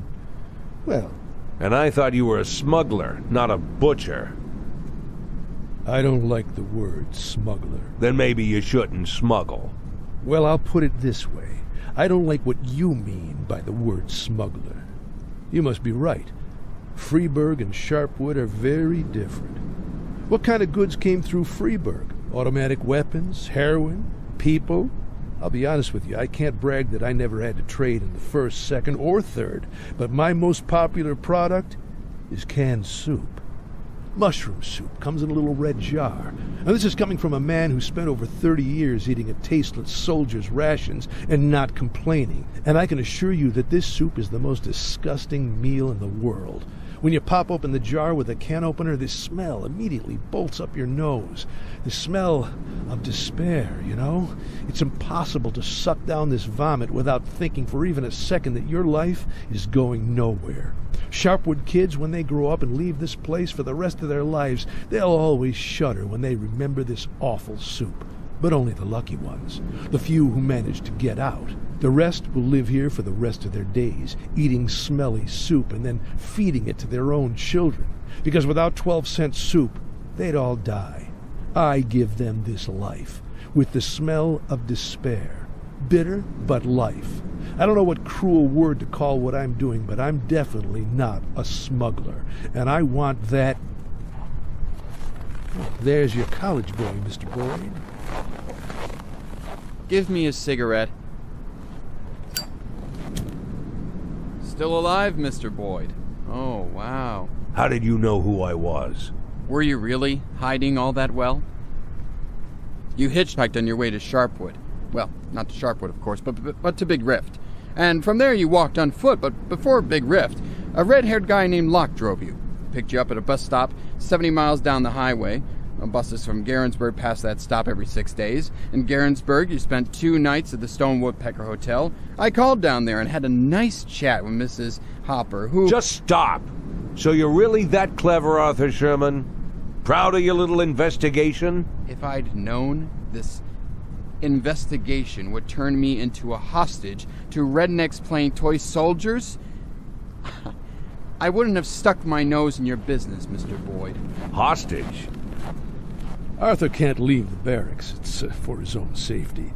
In addition, he likes to live by military regulations. Isn't that right, Arthur? This shit you're pulling here isn't military order. It's the middle of the night, but everyone's awake.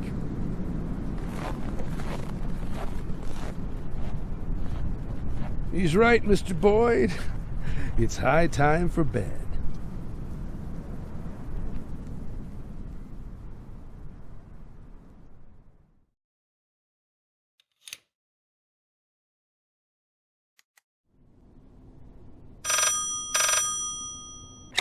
Hello? It's me. Are you awake? What do you think? Listen, I talked to Shapiro about Plunkett's situation. The truth is bad. He might not even make it to the end of the month. I don't know what he did wrong, but the dicks from the mayor's office don't even want to meet with him.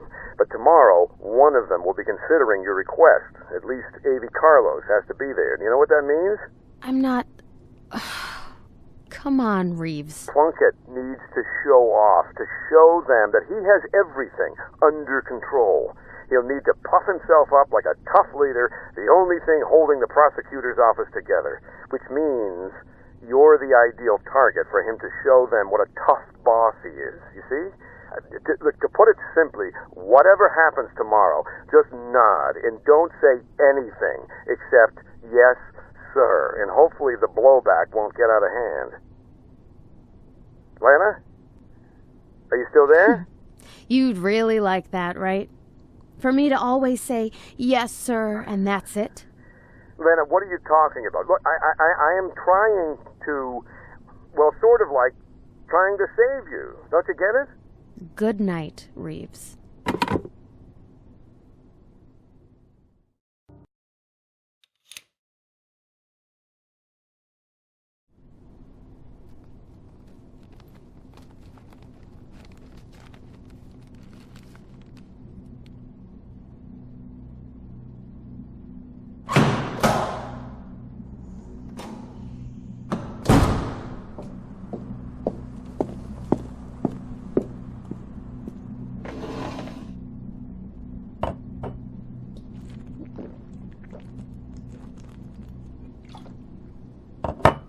Before we begin, Miss Berman, I should note that Mr. A.B. Carlos and Mr. Ronald Atticus, representing the city administration, have been good enough to join us.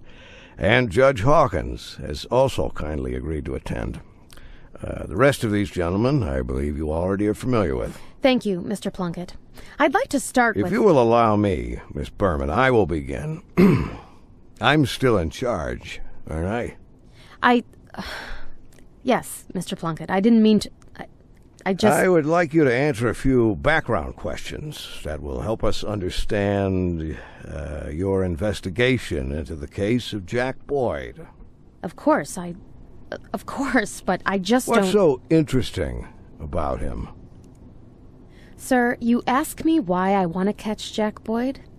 In my opinion, it's obvious that... No, Miss Berman, I did not ask you why you want to catch him. I asked why you're interested in him. Sir, I'm not sure I understand the question. Oh, well, in that case, allow me to phrase the question more precisely. You like Jack Boyd because with him you don't feel lonely, as you said in a telephone conversation on September 19th of last year?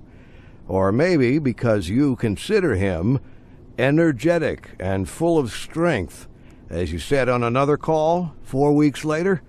The whole point is that... Mr. Plunkett, sir, before you go on, I think it must be said that... You know, Miss Berman, I am a man of conservative upbringing. I always imagine there are certain obligatory rituals and relationships between men and women. Going to the movies, meeting at the cafe, walking in the moonlight. But I see that's just boilerplate romance compared with these touching transcripts. You've quite convinced me that even over the phone, you can create a very close bond with someone. So close, in your case, that it creates an obvious conflict of interest. And although your connection with Mr. Boyd didn't end under the best of circumstances, I don't think I need to explain how grossly you violated professional ethics, and even, perhaps, the law. Sir, I'm not... How did you... Isn't this the work of the prosecutor, Miss Berman, to know a little more than the others know? Information is our weapon, haven't you heard? I'm sure everyone in this room will agree. Do you think I would have reached my post if I couldn't gather information and use it at the right time and place? Everyone here understands perfectly what I'm talking about, I assure you. And I have little doubt that you understand as well, Miss Berman. Now, going against a person with information is like going against yourself. A young lady with ambitions simply cannot help but learn these common truths. Mr. Plunkett, there's something... But even truisms are sometimes worth remembering, are they not? If you'll just let me explain... I believe we're finished here, Miss Berman. You are suspended from all current duties. Your future will be decided by the disciplinary committee at a special meeting on February 2nd. Meanwhile, you're free to go. We don't need to detain our guests any further. I think they've heard everything they need to hear.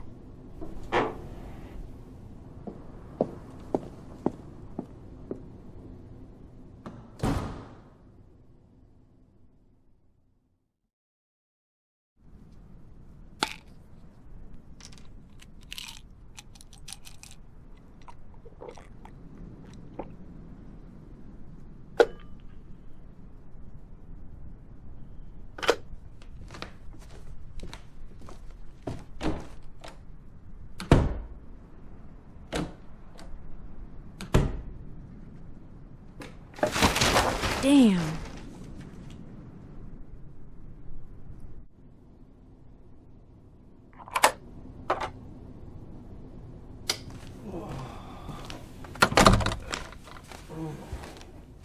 Forgive me, Captain Carter, but this is important.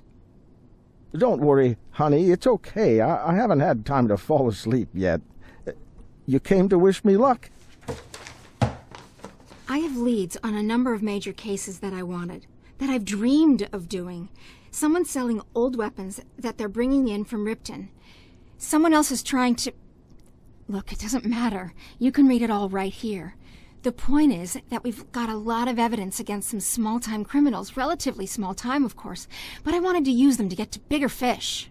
Lily, there's only 1 day left. I don't have any time to get to the big fish. And you don't need to. Just arrest all of these people. Arrest them and win. Your father would have laughed if he could hear this, but I'm a gentleman, my dear. Just win the stupid competition, Captain Carter.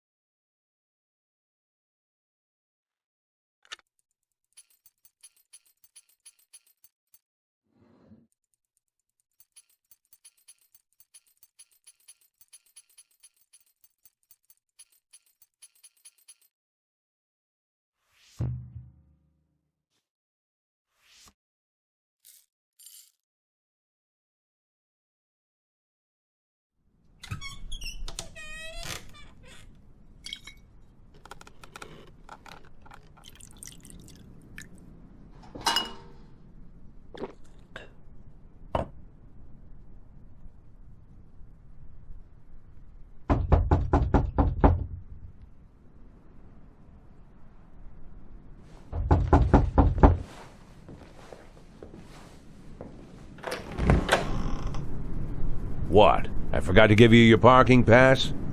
I have my pass. Didn't Jesus tell you not to drink? That's right. I don't drink.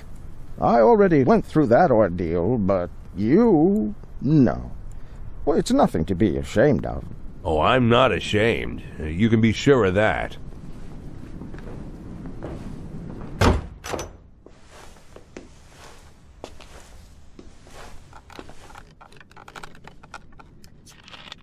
You know, it's hard to handle some things alone, and sometimes help comes from somewhere you wouldn't expect. You can say that again. When I needed help, it was an old man named Tarek Palm, former pastor. They say he was kicked out of the church because he went crazy. I don't know the whole story. Maybe he lost his mind, but he sure didn't lose his instincts. He immediately saw the two things that were ruining my life: lies and stubbornness. So he locked me in the basement. Lost his mind? Must have been a smart guy. He locked me up in the basement with the Bible, the Koran, and the Torah. And he told me that he didn't care what I was going to believe, but every righteous man, whatever he believed, had to go through these 3 steps. And the first step is when you choose principles over honesty. And the second step is when you choose honesty over principles. And the third is when you don't need to choose at all, because honesty is your only principle.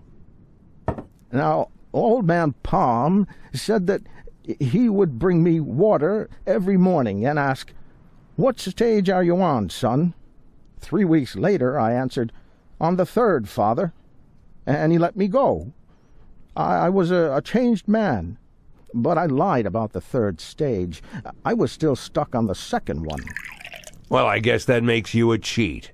And I'm not going to play cards with you. Don't even ask. The competition between us, maybe it was stupid, but... It was only stupid when you won it. I cheated, Jack. I won because Lily helped me, brought me a pile of papers with lots of leads, and somehow this one was stuck in with the other papers. Of course, I was going to phone it in right then and there, but then I thought, what will happen if I call? The feds will arrest you. But what then? Would that be the end of it? No, of course not. There'll be reporters, there'll be some kind of investigation, and everyone will be on the hook. Lily, the other cops, our ordinary townspeople, everyone. It's hard to imagine how this would hit our town. Jack, I'm sure you understand.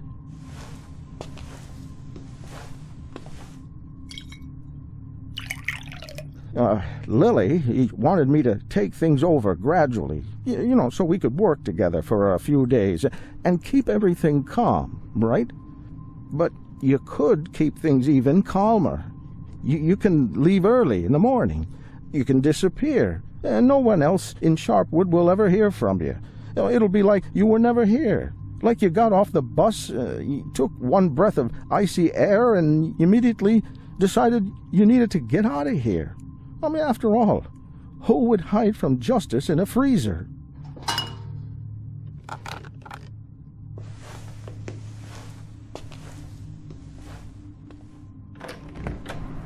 Don't be ashamed, Jack. Drink up. You haven't got through this yet. I have.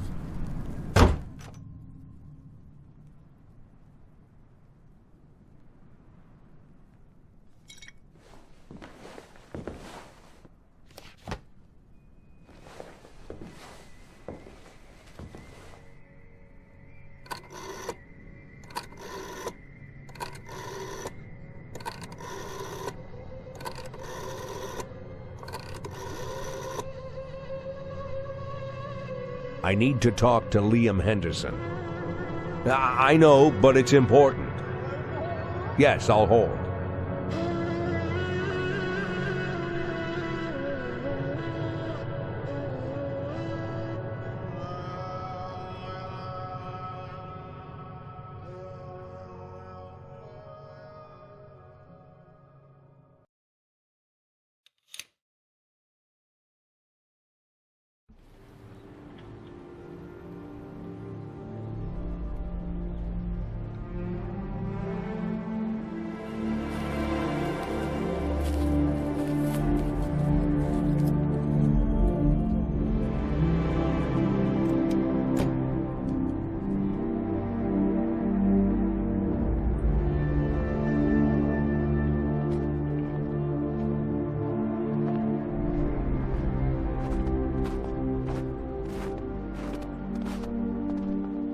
How, Jack?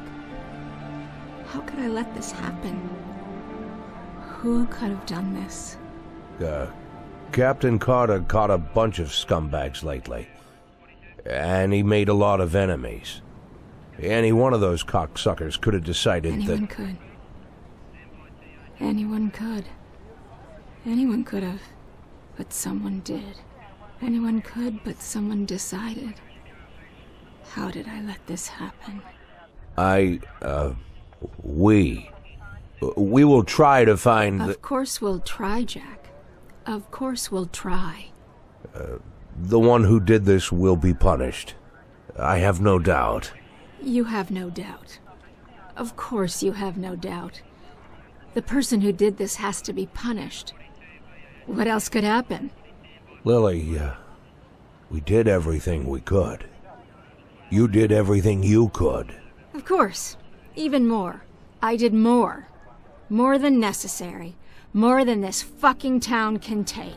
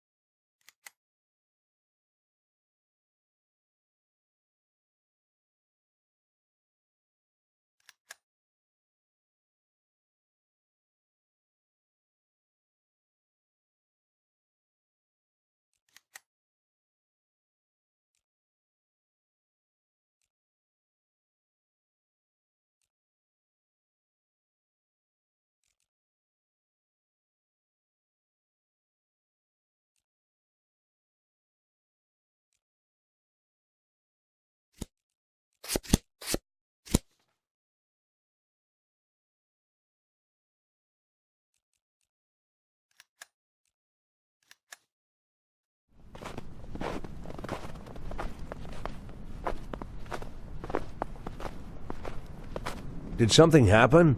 I saw the file. Captain Carter's murder. So that's how it was. Everything points to this, Lily. Everything points to this, and we have no reason to doubt that... You've no reason to doubt. I have no reason to doubt. You're a cop, a very experienced cop. Much more experienced than I am. You have captured hundreds of criminals. You are a professional. You conduct an investigation. You've assembled all the facts. You wrote a report. You did a great job. You did a great job. You did everything right. What is there to doubt?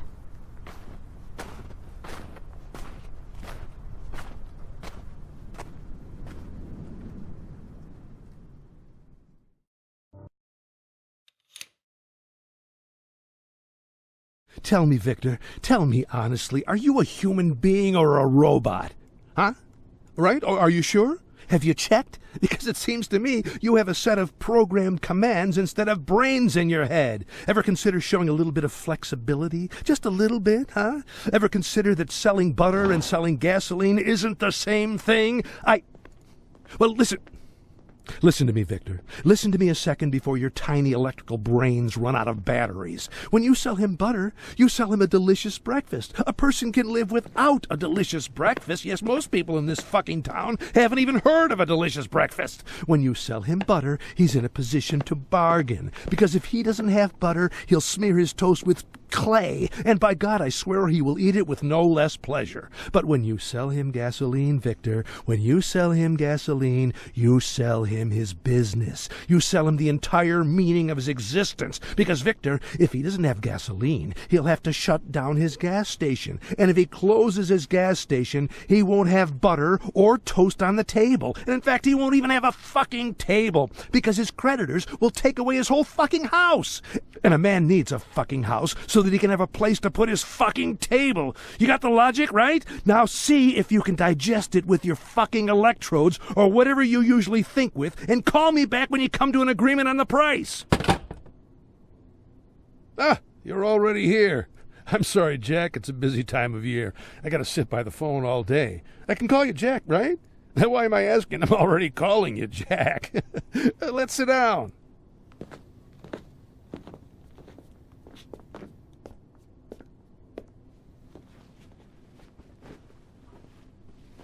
We could go to the bar, by the way. I'm waiting for a call, but I could. It's fine here. You sure? Well, as you like.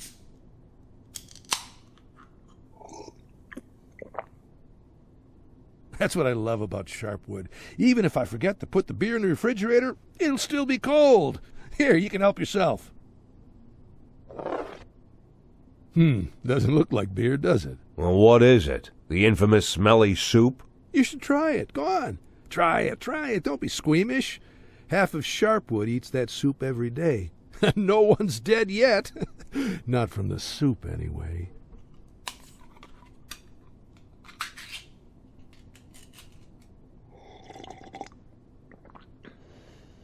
Now I see.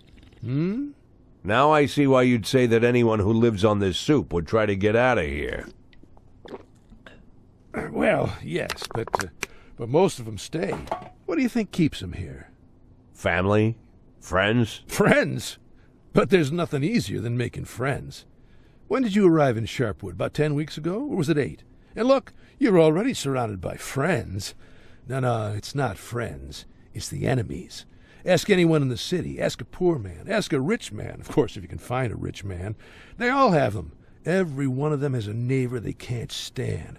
Well, how can you leave Sharpwood and allow your enemy to go on without you? So he could plant a cherry tree in your backyard? So he, not you, could buy drugs on discount? So he could grab a nice plot of land in the cemetery? No one can allow this. The enemy must be exhausted if it takes you your whole life. With the enemy, you need to fight to the last. Once you have an enemy, you're doomed. You can't think straight. Old Sheriff Wells was doomed. He couldn't stand drug dealers. I myself don't care for them, but Wells didn't count them as people at all, despised them more than murderers and rapists, and as soon as those fucking neckties appeared in the city, he knew right away that they were his enemies. Enemies which he must overcome, you see? And even if by some miracle he succeeded, what next? What other enemies would he have invented? And the performance we arranged for him that night? He had no reason to believe that there were ties hiding in that house. But one phone call, from this phone here, by the way, and he rushes off into the night to God knows where. You know what happened next. He threw himself into a hail of bullets. Got 2 young cops killed, too, though they had absolutely nothing to do with it. Sheriff Wells invented his enemies, and he paid for them dearly. So the policeman had to pay for doing police work. What? Jack, come on. I know we need the police. Of course we need them. There was a case here recently, a month before you got here, maybe less. A fellow named Rocco, he was a butcher here. His old mother Bertha went missing. And Bertha had either Alzheimer's or old age dementia, or is it the same thing? Anyway, poor Bertha always forgot everything. Couldn't even recognize Rocco half the time. And then suddenly she disappeared somewhere. So, what did our Rocco decide? Our Rocco decided that his mother was kidnapped by Eves Menke, another local butcher, his competitor, so to speak. No, just think, a man finds his mother missing, his old sick mother who can't remember her way to the toilet, and the first idea that comes into his head, his competitor kidnapped her. He watched too many movies, I guess. So what did Rocco do? Rocco picked up the hammer, went to Eves Menke's house, cracked open his skull, then broke his brother's skull, then broke his father's skull, then went down to their basement shouting, "Mom, I've come to save you!" And the basement was empty. Of course it's fucking empty. And there he is, standing there. Goes back home, covered in blood, hammer in hand, and his mother is there, sitting in her armchair, quietly knitting. Walked around in the woods all day, then came back home. Doesn't even remember a thing about it. Now Rocco will be in prison for the rest of his life. But if he just called the police, if the cops had combed the forest looking for poor Bertha, nothing would have happened. So of course we need the police. Never imagine, Jack, that I think the police is my enemy. I don't invent enemies for myself. I won't repeat the old sheriff's mistakes, unlike the new sheriff. What, you arranging a special performance for her, too? I could, of course, but what happens after that? Marino says that after Gail Greenberg's death, there's no first deputy in the department. So if the sheriff suddenly dies, anyone might take her place. And I do not need anyone. I need you. I'm sorry? You're working in the sheriff's department, unofficially, right? I think it's time to formalize your status. First deputy sheriff. It's a good start, huh? Why would Lily formally appoint me as first deputy? You're not listening to me at all, Jack. Lily invented an enemy for herself and will do anything if it means she can get even with her enemy. Believe me, run the ties out of Sharpwood and you'll get your post. She wouldn't think for a second. I'm not sure she... Just think, Jack, just think. The ties didn't just flood the city with drugs. Oh, no, that would not be enough. The ties killed her precious Sheriff Wells. Well, that's what she believes anyway. But would they stop at that? Oh, no. The ties killed Gail Greenberg. And was that enough? Not at all. Now the ties had also killed her champion, Captain Carter. As far as I know, Jack, you made sure poor Lily thought as much. You can be sure, Jack. Hatred for her enemy has all but blinded our sheriff. Like her predecessor, like her predecessor's predecessor. Consider this a Sharpwood tradition. Suppose she agrees. Although I do not really believe she will, then I'll still need to deliver and take out these ties. Is that a problem? I thought you were an experienced cop. I don't even know where their headquarters are. But I do. I learned a lot from our distinguished young student, Arthur Sherman. The scholar couldn't be held in isolation without books. He traded all the valuable secrets of the insidious neckties for the Viscount de Bragelonne. Can you imagine? Even if I can. Oh, that must be Victor. Don't worry, Jack. She'll agree. You'll see. She'll agree without hesitation. Call me when you made the deal. Just don't leave it too long. Here, little souvenir from Freeburg. Hello. What? Why does he need so much? It doesn't matter how much he's willing to pay. It's physically impossible at that time. Look, last time four was more than two.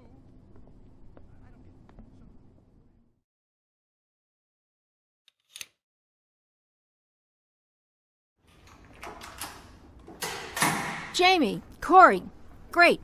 Come help me move some papers from Sheriff Wells's office. A lot of papers and some other stuff, too. Come on, guys, let's get moving. Sheriff Wells' office? I thought we, aren't we not allowed to enter his office? You don't need to go inside. Just wait in the hall. I'll take it all out and you can help get it downstairs. I'll get some twine or something to tie up the stacks of folders.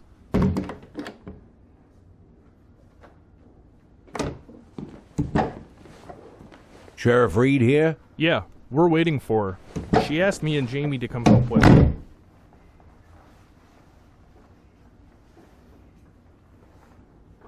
Hey, what's that? Mold? That? Oh yeah, that's black mold. Yeah, I can see it's black. Has it been there for long? You just noticing that? Then you better not look at the ceiling in the dining hall. It's all rotten, from one end to the other. I always think the thing is gonna fall on me, like it's a race. Can I finish my sandwich before the ceiling finishes me?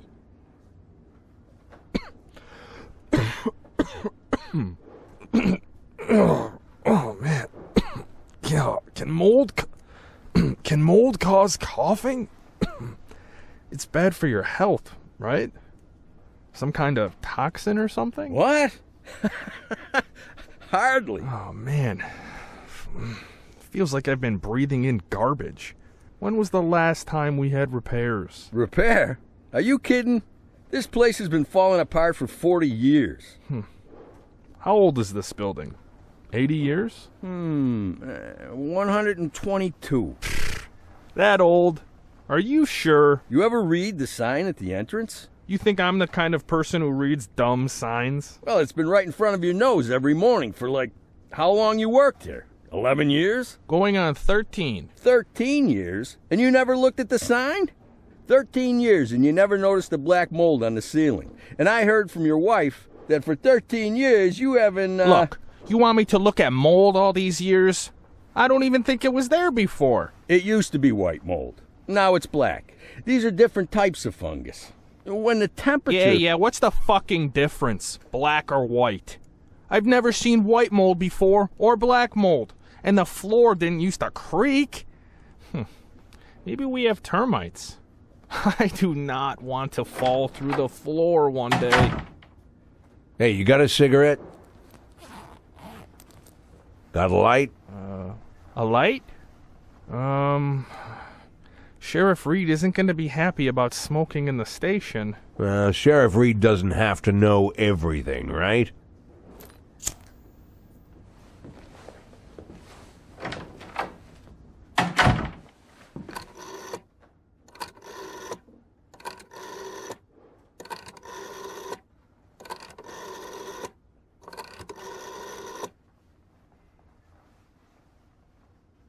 It's me. Yeah, already done. She agreed. Very. No, that won't be necessary. No, let Marino bring me everything in writing, then I'll do it myself. Yes. Excellent.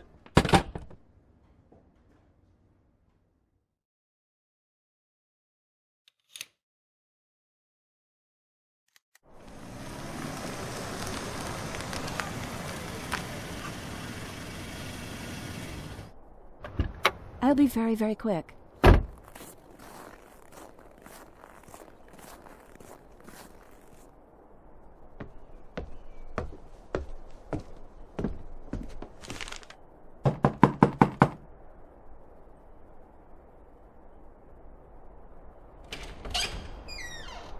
Miss Weinstein, you... I can't be long. I just brought you a letter from your dad and some food. Miss Weinstein, you better go, you know? I'm already leaving, dear. Take this. Is this her, Dylan? This is her? I'm Miss Weinstein, young man, and you're probably Edgar. I'm glad to meet you. I'm a friend of your father. He asked me to give you something very important. Tell him we don't need anything from him. You understand? I don't care. We don't care what he wants to say. He missed his chance to fix anything a long time ago. We lived without our whore mother. We'll figure out how to get by without our kingpin father. Tell him that. You hear me? Your father is very worried, and he only wants to... Oh, of course he's worried, of course! With all the money he stole, with a boxcar full of gold, with all his fucking pictures, I'm sure all he's doing is sitting and worrying, sipping a Chardonnay or some other shit. No doubt he's worried sick! Maybe he's even praying for us. Thanks very much. I'm sure, Edgar, if you just read this... Wasn't that clear enough?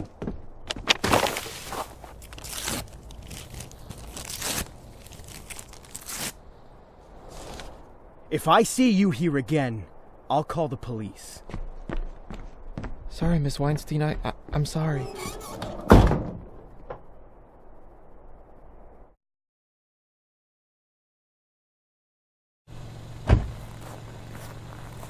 You go out every night like this, Miss Weinstein?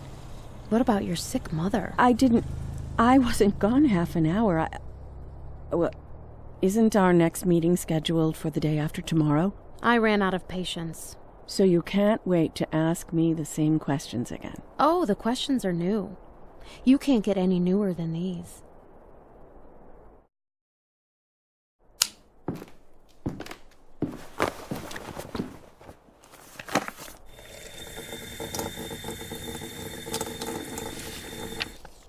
I'd offer you some coffee, but I'm sure that... Do you know who Anastas Culp is?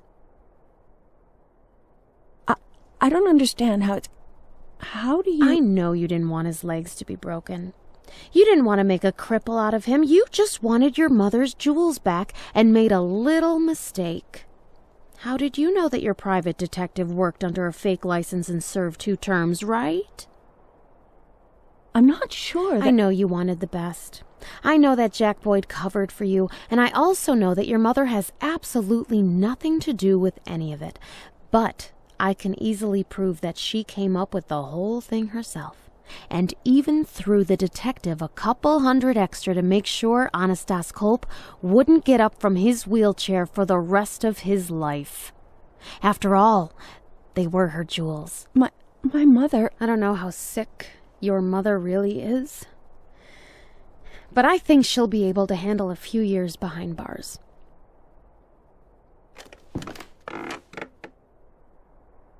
What do you need? Write down how to find Jack Boyd. And if I go to the address that you give me, and I really do find him there, I promise that we'll never see each other again.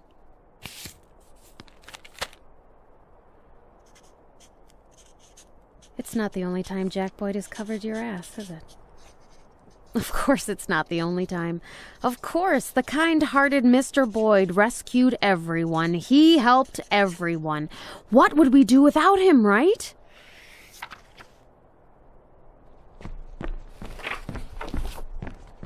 Why do you want to catch him so badly? You know for a fact that he's not who everybody thinks he is.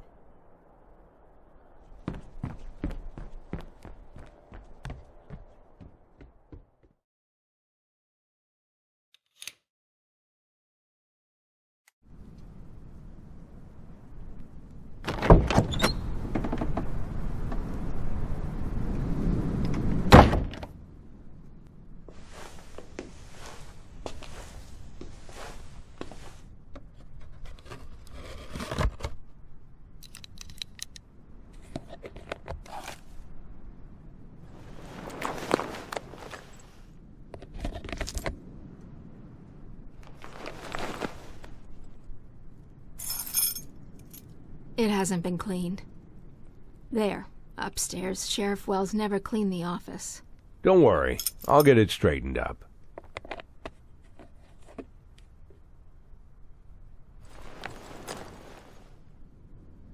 How do I look? Like a police chief.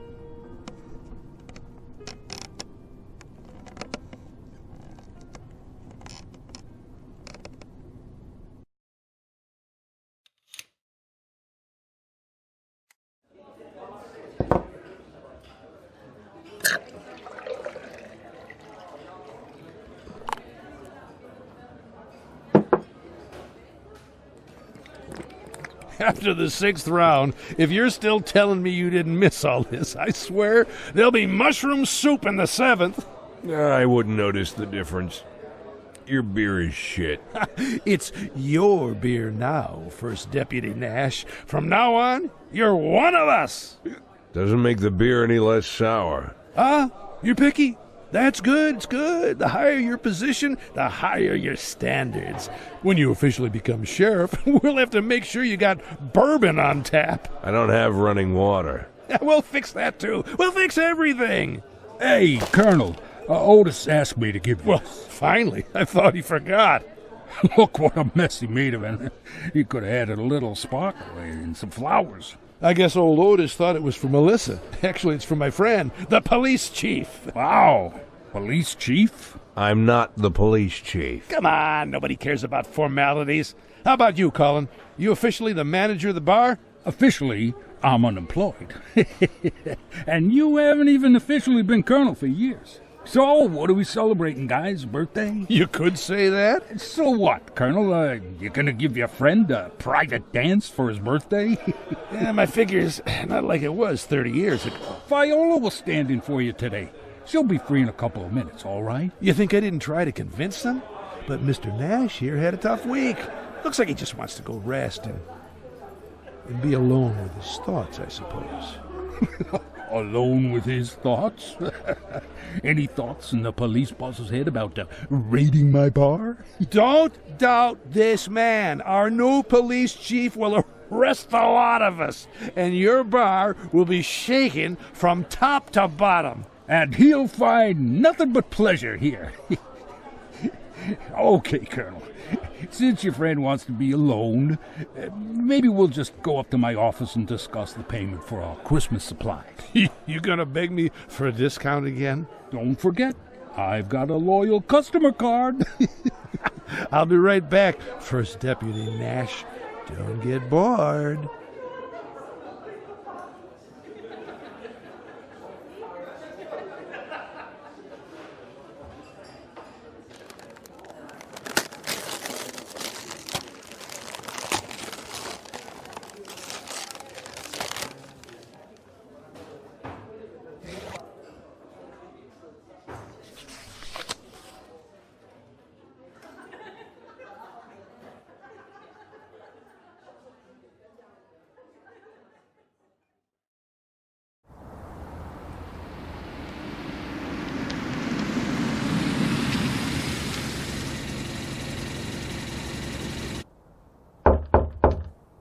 What else does he want? All right, I'm coming already.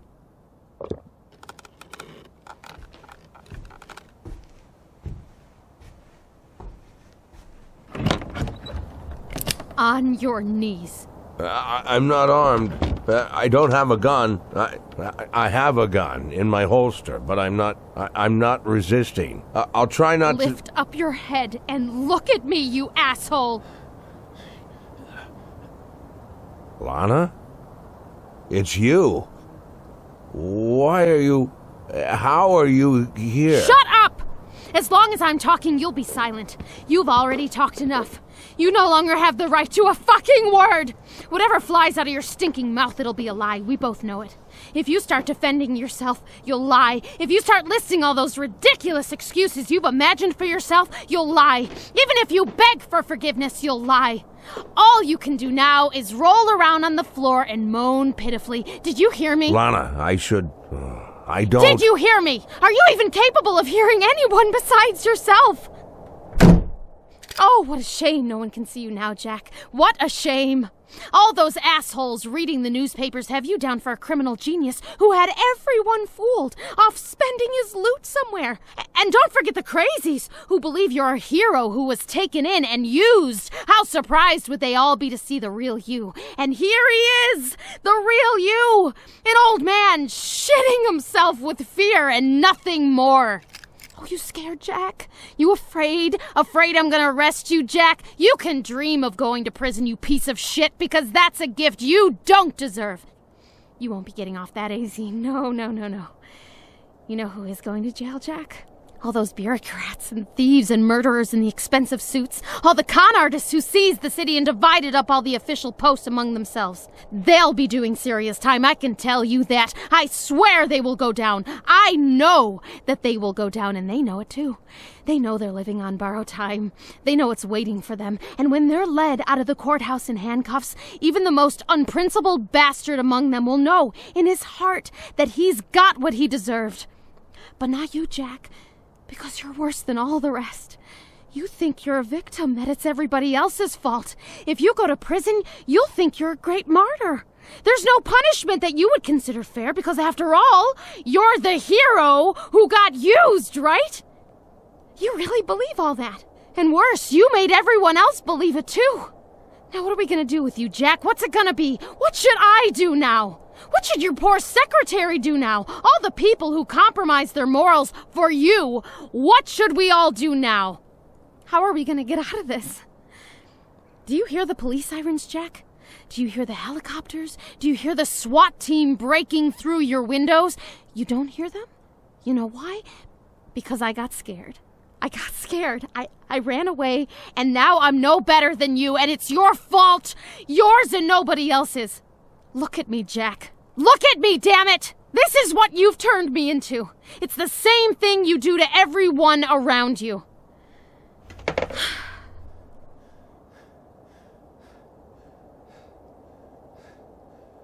Well, are you gonna just lie there or pour me a drink?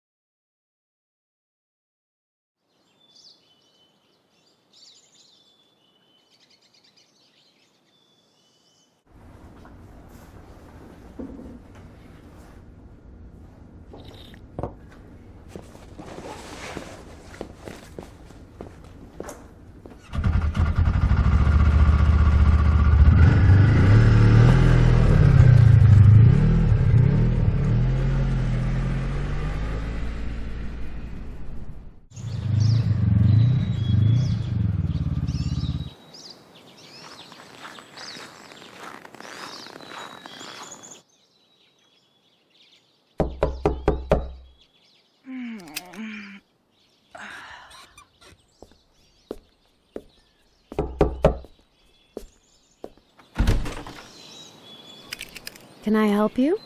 I'd like... Oh, what a beautiful star you have. You must be the sheriff? Yes.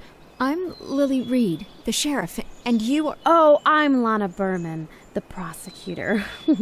Miss Berman, you, in Sharpwood, you... I'm on vacation. Decided to come up north, breathe in the clean air. The snow is so white here. I see. So did you want something, Sheriff Lily Reed? Warren Nash. I'd like to talk to Warren Nash. Warren Nash? Well, yes, of course, Warren Nash. Hey, Warren Nash, wake up. What?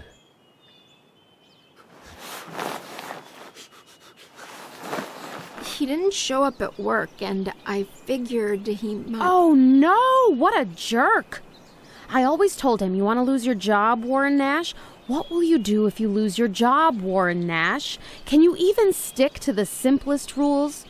But what can you do with a man like Warren Nash? He's just that kind of guy. He never thinks about the consequences, you know what I mean?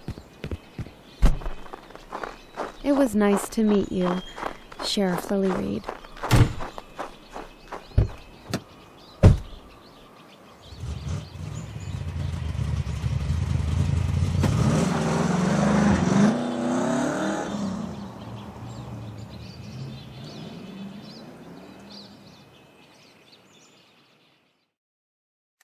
You knew this could happen. You knew. You knew, but you didn't do anything about it. You're a fugitive, and you don't even have a plan if they come for you. You knew it could happen, too. You knew just as much as I did. You brought her here. You, by your actions or your inactions, but it was you, not someone else. God, what a fool I am, thinking you'd have some kind of plan. What could the plan be if you don't even know what she's going to do? What could we plan when we don't even know what she's doing right now, there at the house? I'll sort this out. I don't know how, but I'll figure it out. I'll deal with everything. Well, tell me, Jack. Tell me how, because the only option I see is that we're both going to jail because of you. I said I'll figure it out. Well, that's not enough, Jack. I can't sit and wait until you figure it out. It's not enough. You can't sit and wait? Seriously? I thought that's all you did, sitting and waiting. Isn't that your main talent, to sit and wait for the rest of us to solve your problems for you? Isn't that right? Tell me you haven't been sitting and waiting all these years, hiding behind your precious Sheriff Wells, never learning the first thing about police work. That guy Gale, didn't he do everything for you? No? What about me? Don't I do all your work for you? And Captain Carter, don't pretend you didn't try to dump all your problems on him. Wake up, Lily. You can't figure anything out. And the only thing you're good at is finding other people who sort everything out for you. And now you're telling me that because of me, we're going to jail. You didn't fuck yourself, huh? And now I'm the guilty one. So the problem is me, right, Lily?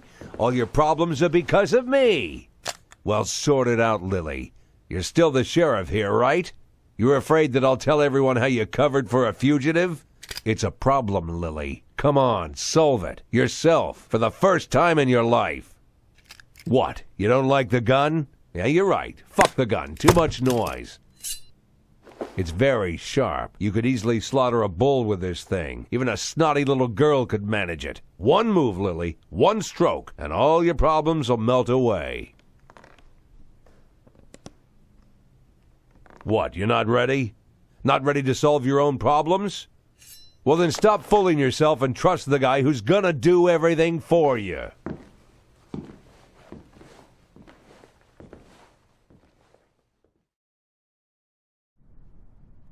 Well, what am I now, Lana? Your accomplice? Your prey? Your hostage, I guess? Hostage? Do you think this entire fucking situation is so easy to explain? It's just that simple, just one word?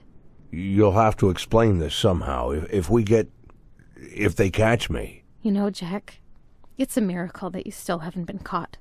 A real miracle. I thought you'd be smart enough to stay invisible. I figured that a former police chief knows that in a situation like this, your only option is to climb into the darkest hole you can find and don't stick your head out. But no, crawling in the mud is for criminals, right?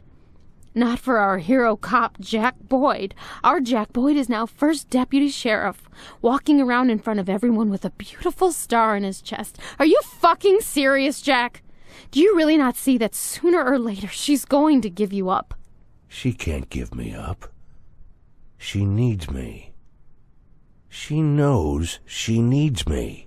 Oh, yeah? You sure know how to convince people they need you. I can't deny you've got a knack for it. There's a lot of people in Freeburg who believed it. I believed it too. And where's it gotten us?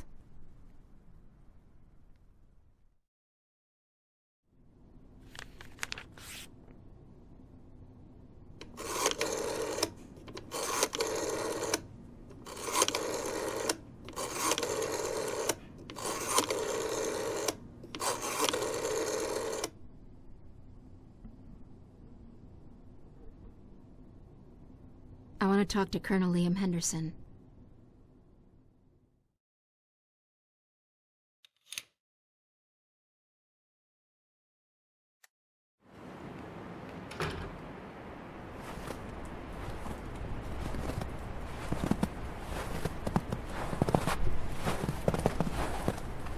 What? You think I'm driving around with a DeVroom painting in the back seat?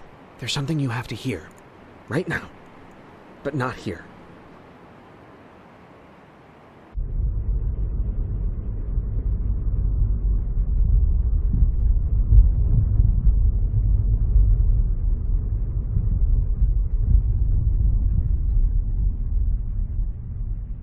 No, even further. Even here, someone could hear us. Are you kidding? We're in the middle of a snowy desert. There's no one here. Look around.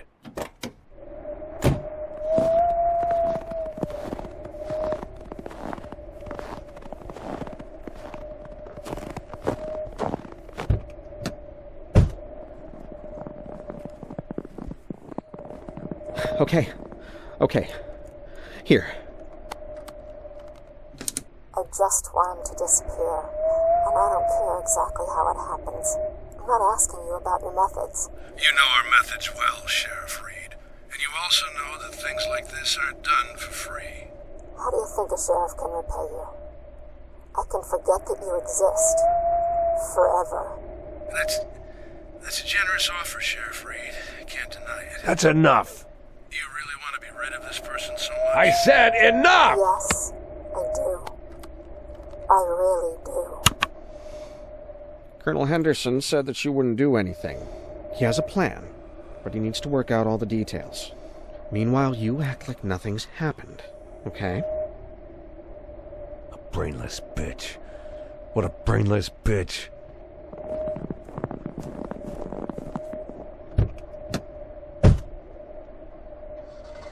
Hey, Mr. Boyd. Wait. No, wait, stop!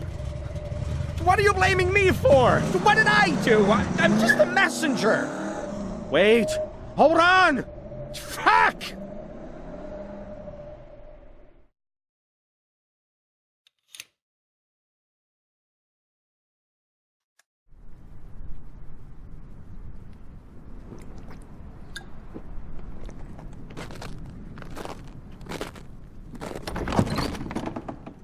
Come on, Fran, come on. I know you're awake. You never sleep.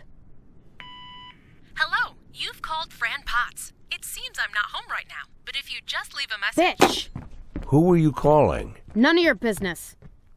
None of my business. Whose business is it then?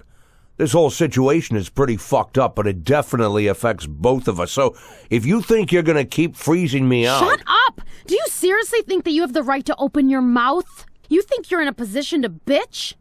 Remember when I said that the situation was too complicated to describe it in one word? Forget that shit. In reality, it's very simple. You're my prisoner. You got me? I'm making myself clear? You're a prisoner and you will behave like a prisoner, and you will obediently remain silent until I decide what I'm going to do with you. Is that clear? Prisoner? Look at me, Lana. Do I look like a prisoner? Somehow I don't see the chains on my hands and feet. I could just break your neck right now and run. Does it look like I'm captive? Break my neck. If you were the least bit honest with yourself, I would have been dead a long time ago. Lots of people have died and will continue to die because of you, but you still refuse to consider yourself a murderer. Why, Jack? Just because you never strangled anyone personally? Just like you don't consider yourself a thief because you decided to limit yourself to an idiotic 500,000. I've always been surrounded by people who know how to brainwash everybody around them, but I've never met another man who has so completely brainwashed himself. Those are your chains, Jack. It's your endless self-deception.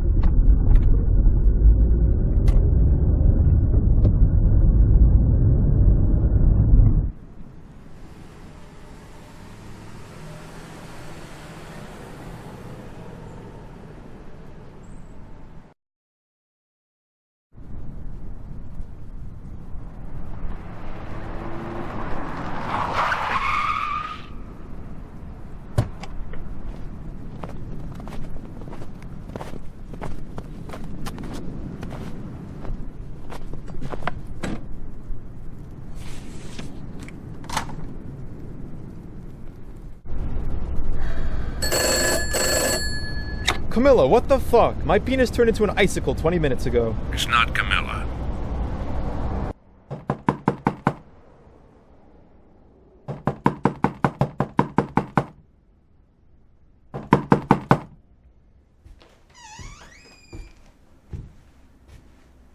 Ethan? What's the matter? Who is it? I'm sure it must be Jeff.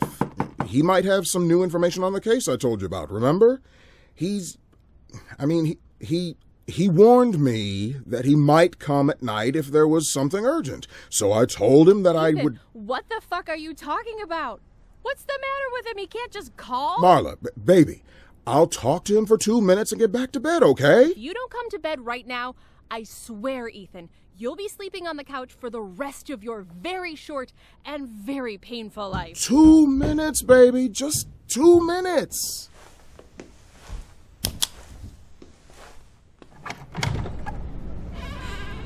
What do you want, kid? Sir, I didn't mean to. I'm sorry, sir. I understand that this will sound weird, sir, but over there, some guy on the phone wants to talk to you. He says his name is Bobby Flash.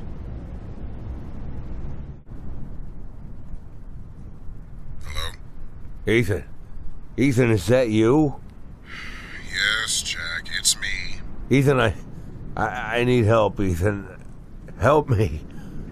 I know that only you can help me. Where are you, Jack? What's the plan, Ethan? Tell me what we're gonna do. Tell me everything in detail. Where are you, Jack? Where are you now? Just tell me what to do, Ethan. We'll do whatever you say. Just tell me the first step, the second step. Explain everything to me in order. I need to explain everything to me, Ethan. Just tell me where you are and I'll come. I'll come as soon as I can. Let me come to you myself, okay? I'm here. It's not safe here. I can't stay here any longer. I'm leaving now. I'll try. If they grab us, Ethan, I'll tell them that you don't know anything. I'll tell them that. Jack! I won't tell them that you helped me. I won't tell them anything. We'll make sure of that. Jack! Listen to me. Don't go anywhere. You need to turn yourself in, Jack. That's the only way I can help you, all right? What? You need to turn yourself in, Jack. But I give you my word that No, Ethan, not you. Ethan, just not you. Why are you doing this, Ethan? You know me. You know me. You know who I am. They don't know, but you know. Have you forgotten me, Ethan? Remember who I am, Ethan. It's me. It's me. Jack, I promise you as a friend that as soon as you...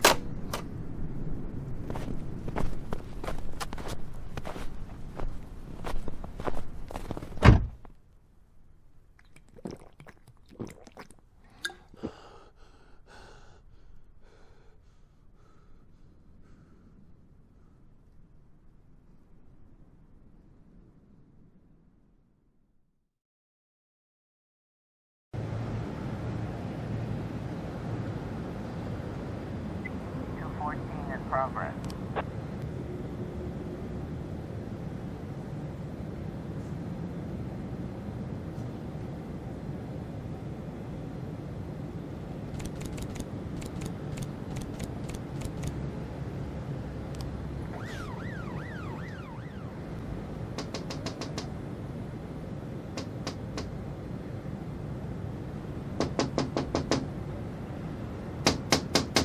Excuse me, can I help you? What do you want? I asked, are you all right? I'm fine. I'm fine. Are you sure you don't need any help? I said I'm fine. I don't need anybody. Get out of here already.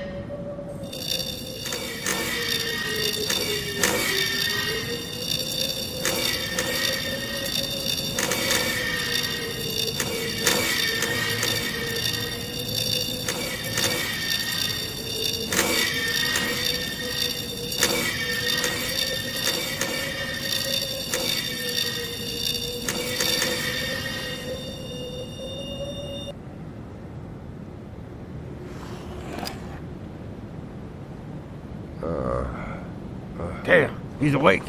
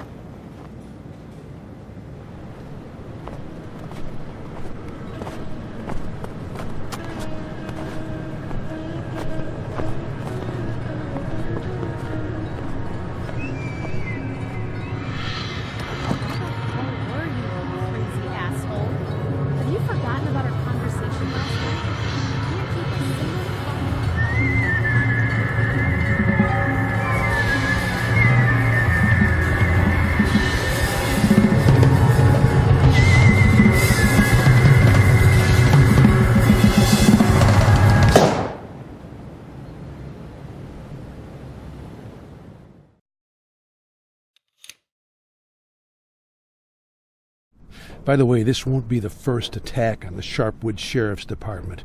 Moreno brought me a pile of old newspapers here. Yeah, the poor bastard collects newspapers. Can you figure?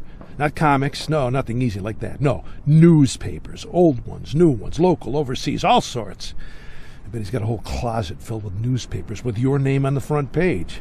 Well, he brought me some to read from his collection, and it turns out that back in '52, the department got a bunch of Molotov cocktails through the front window. They barely saved the building. Then in '59, there was a gunfight, and then in 1960, there was another one. So look at it this way, Jack. We're going with tried and true methods. But it's the first attack on the sheriff's department where the sheriff's gonna get killed. Let's hope it's the last one. Now look at it this way. Excuse me, Colonel, but Mr. Summers wants to talk to you. He said that if you don't explain right now why Friday's delivery was delayed... Rocky, what the fuck? Don't you see that we're talking here? Did it cross your mind that this could be more important? Do you think that First Deputy Nash and me are sitting here playing pool? Colonel, I Rocky, if we were still serving the Army, I'd bust you down to latrine duty. You'd be clearing toilets in the barracks with a toothbrush for a month. But you know what? I might just make you do that anyhow. I can do that, right? How do you like that idea, Rocky? You probably already forgot I'll wait for you outside, Colonel.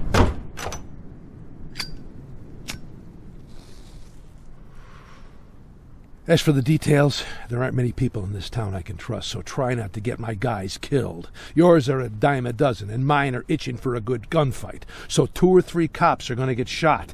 Maybe 5 at most. Just pick the ones you don't mind getting rid of. I don't think you'll have much of a problem with that. And there's something else.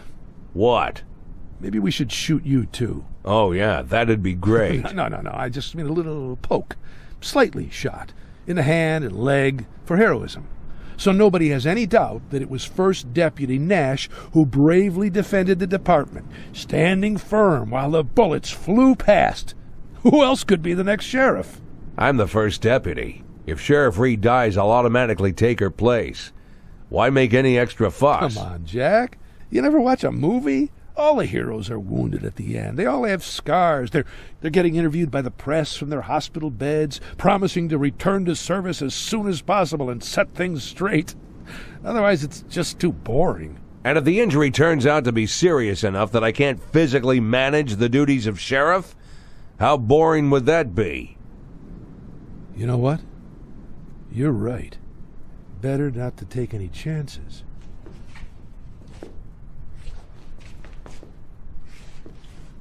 You need anything from me? I have 10 boxes of fireworks. We could fill the whole place with smoke and really make it look like something. Arthur Sherman. Huh? Arthur Sherman. He knows who I am. It'd be better if I discussed it with him, personally. Bring him to me. Okay, Jack, okay. If that's what you want. But listen, that harmless college boy couldn't even... Colonel, I'm sorry. I tried to tell him that... For fuck's sake! Mr. Nash, you remember me saying something about not killing my guys? Let's make an exception. Shoot this bastard. Remember the red mustache? Put it in the mud. Mr. Summers said that if you don't speak to him right away, he's going to turn you into the sheriff. You hear that, Sheriff Nash? That's a serious threat. Serious. I better go and talk to him, right?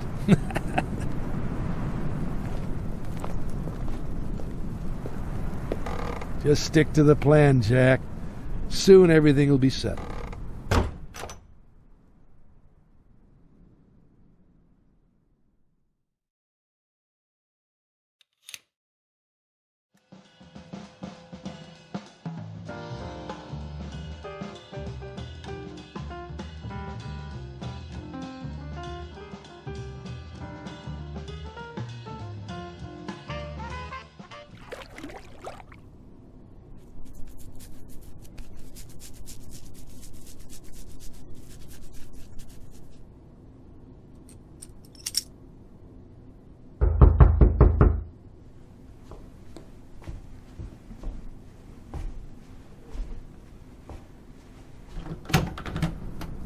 Arthur Sherman. No need to sign for him.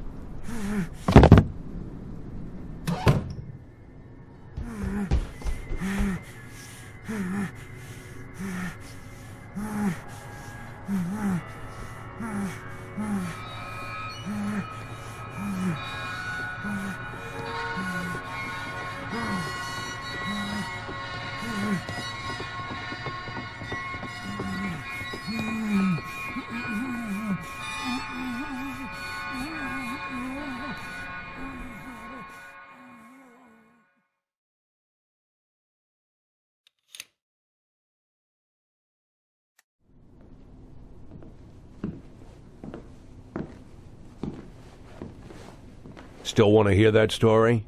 The story about the DeVroom painting? Get ready. Let's go have that beer. It's a long story.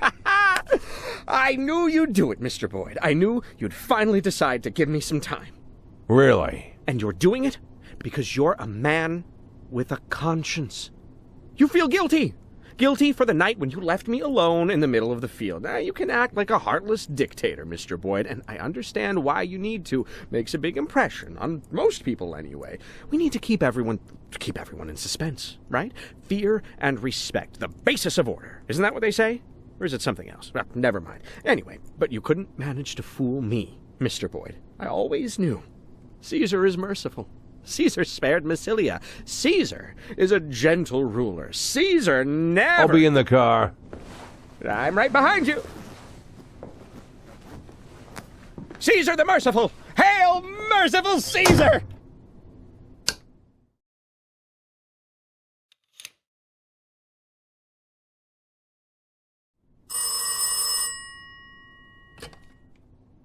First Deputy Nash. Hey, Jack, listen, I know it's a strange question, but I don't have anyone else to ask.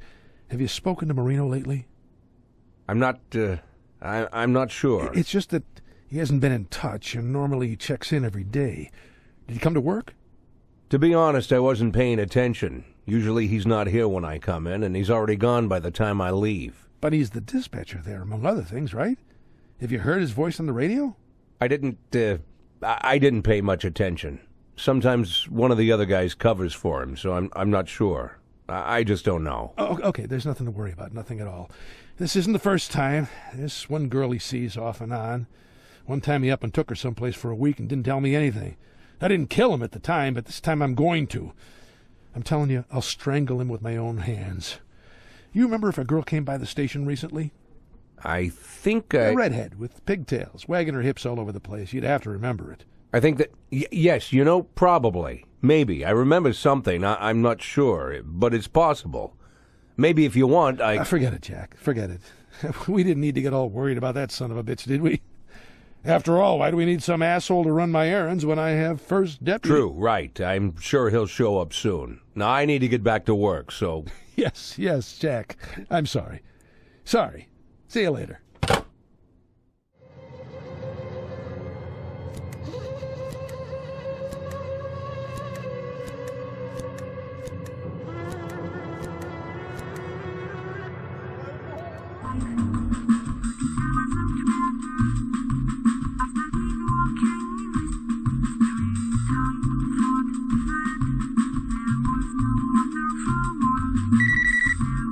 Oh, seriously, Seymour?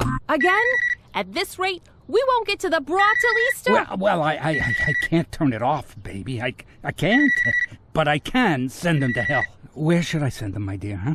Just tell me, dear. I'll give them all your curses verbatim. We'll send them to where they can never bother us again. And then we'll get to that bra. You have 5 seconds.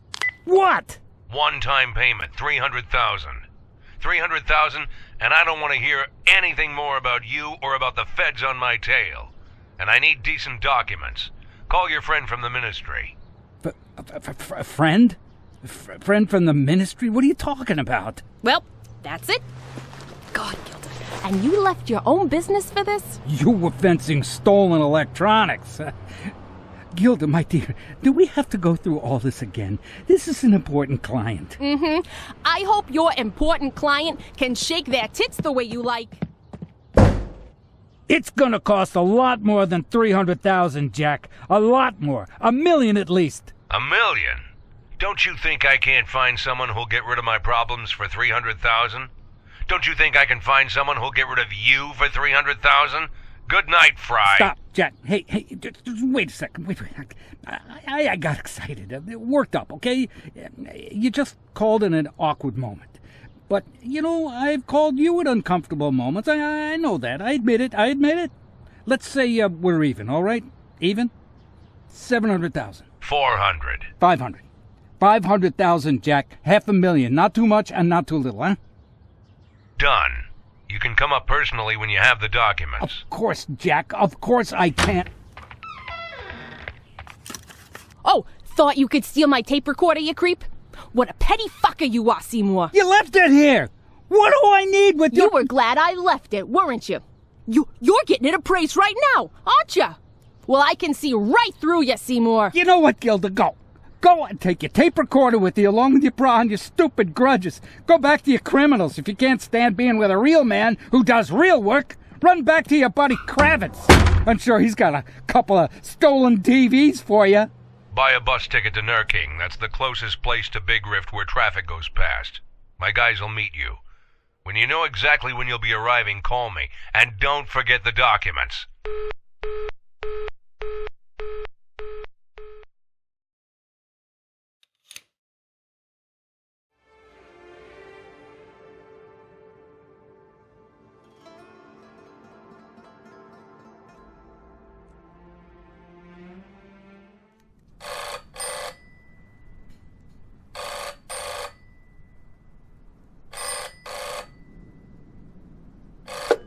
Sheriff Reed. What? How? I'm coming. I'll be right there.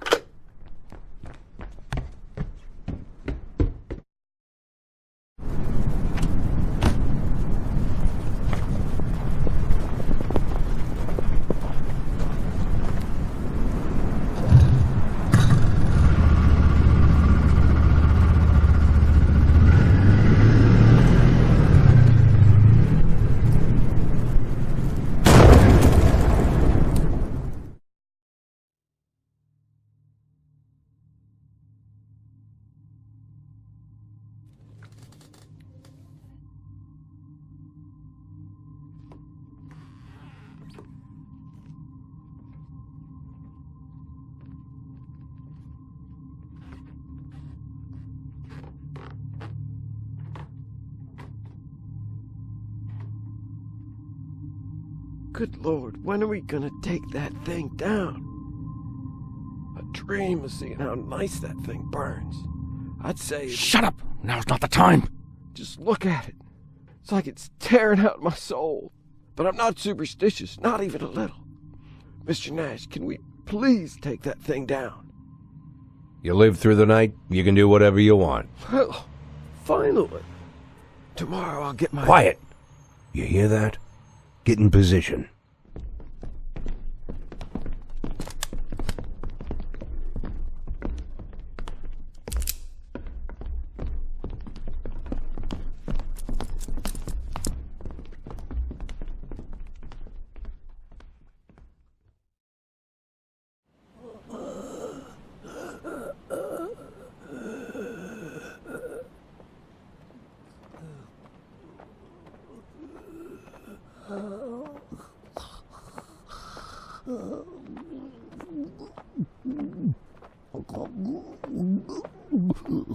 Can't talk. It's okay. You've already talked enough. I'm willing to bet, Colonel, that you're trying to figure out where you went wrong. And really, where? You're definitely not the stupidest criminal I've ever met. And all your, let's call them, philosophical reflections. You know what? There's something in them. Something true. Something that really gets me. I've had to deal with much more pretentious bastards than you. And even this plan of yours to wage an assault on the department. Was it crazy? Maybe. But again, it's not the craziest assault I've ever been a part of. A little more luck and it might have all worked out for you. So what's the problem? The problem is, Colonel, that you told everything, absolutely everything. All your thoughts, all your ideas, all your fucking plans to the police chief. To the police chief! You must be completely nuts, right? Never played cops and robbers with your friends as a kid? It's a fun game, and the rules are very simple. The robbers are the bad guys, and the cops are the good guys. But don't worry, Colonel. I'll make sure that everyone here keeps choking down your smelly soup.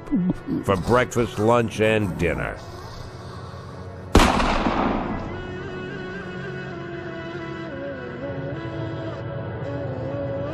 Get this trash out of my department.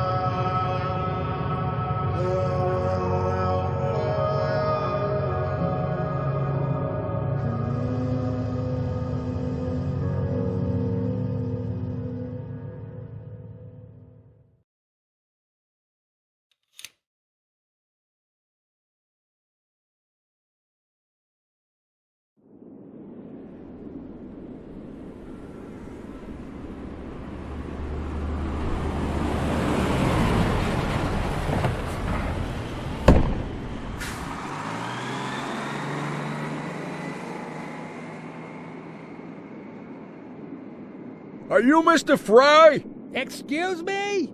I asked, are you Mr. Fry? Yes, I'm Mr. Fry, and you're from Mr. Nash, right? That's right, from Mr. Nash. You know, we've been waiting for you for over an hour. Yes, it's a shitty bus.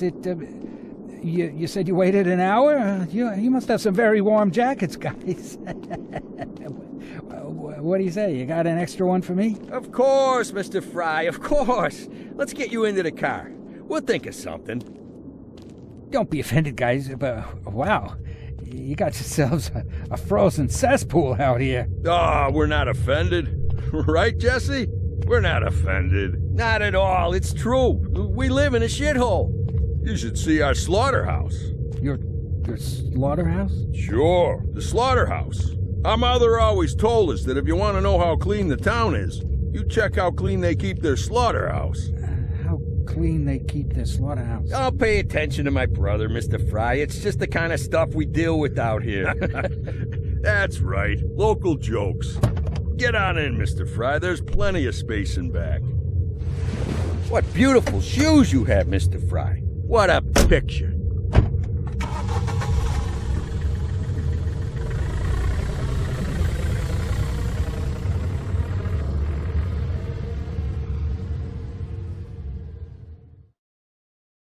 She always says that when I want to try something new. I bought myself a tie. You look like a jerk in it. I thought about getting an earring in my ear. Only total jerks do that. You know, I did feel like a jerk when I first sat down on that thing. And I got to thinking, it makes so much sense. Once everything is covered with snow, a snowmobile will come in pretty handy, right? I started it up, drove it around, and you know what? The real jerks are the ones who keep driving cars and riding bikes in this weather. That's what I think. And I keep thinking about that advertisement. All the roads open before me. And it's true. I know, it sounds silly, but I swear, that's really how I felt. Like there were no more barriers. Like I'm finally in control of this situation. You know the feeling, Mr. Nash? Yeah, it's a great story, kid. The money's in the envelope, like always. Oh, by the way, those cigars you asked about earlier? Kings, right? Mr. Summers found a reliable supplier, but it'll still take at least a week, so I told him that you probably wouldn't want. Caesars. Excuse me? Caesars. The cigars are called Caesars. Order them. Oh yes, of course, Caesars. No problem, Mr. Nash, no problem. I just wanted to say that... I don't care how long it takes. I'm not going anywhere.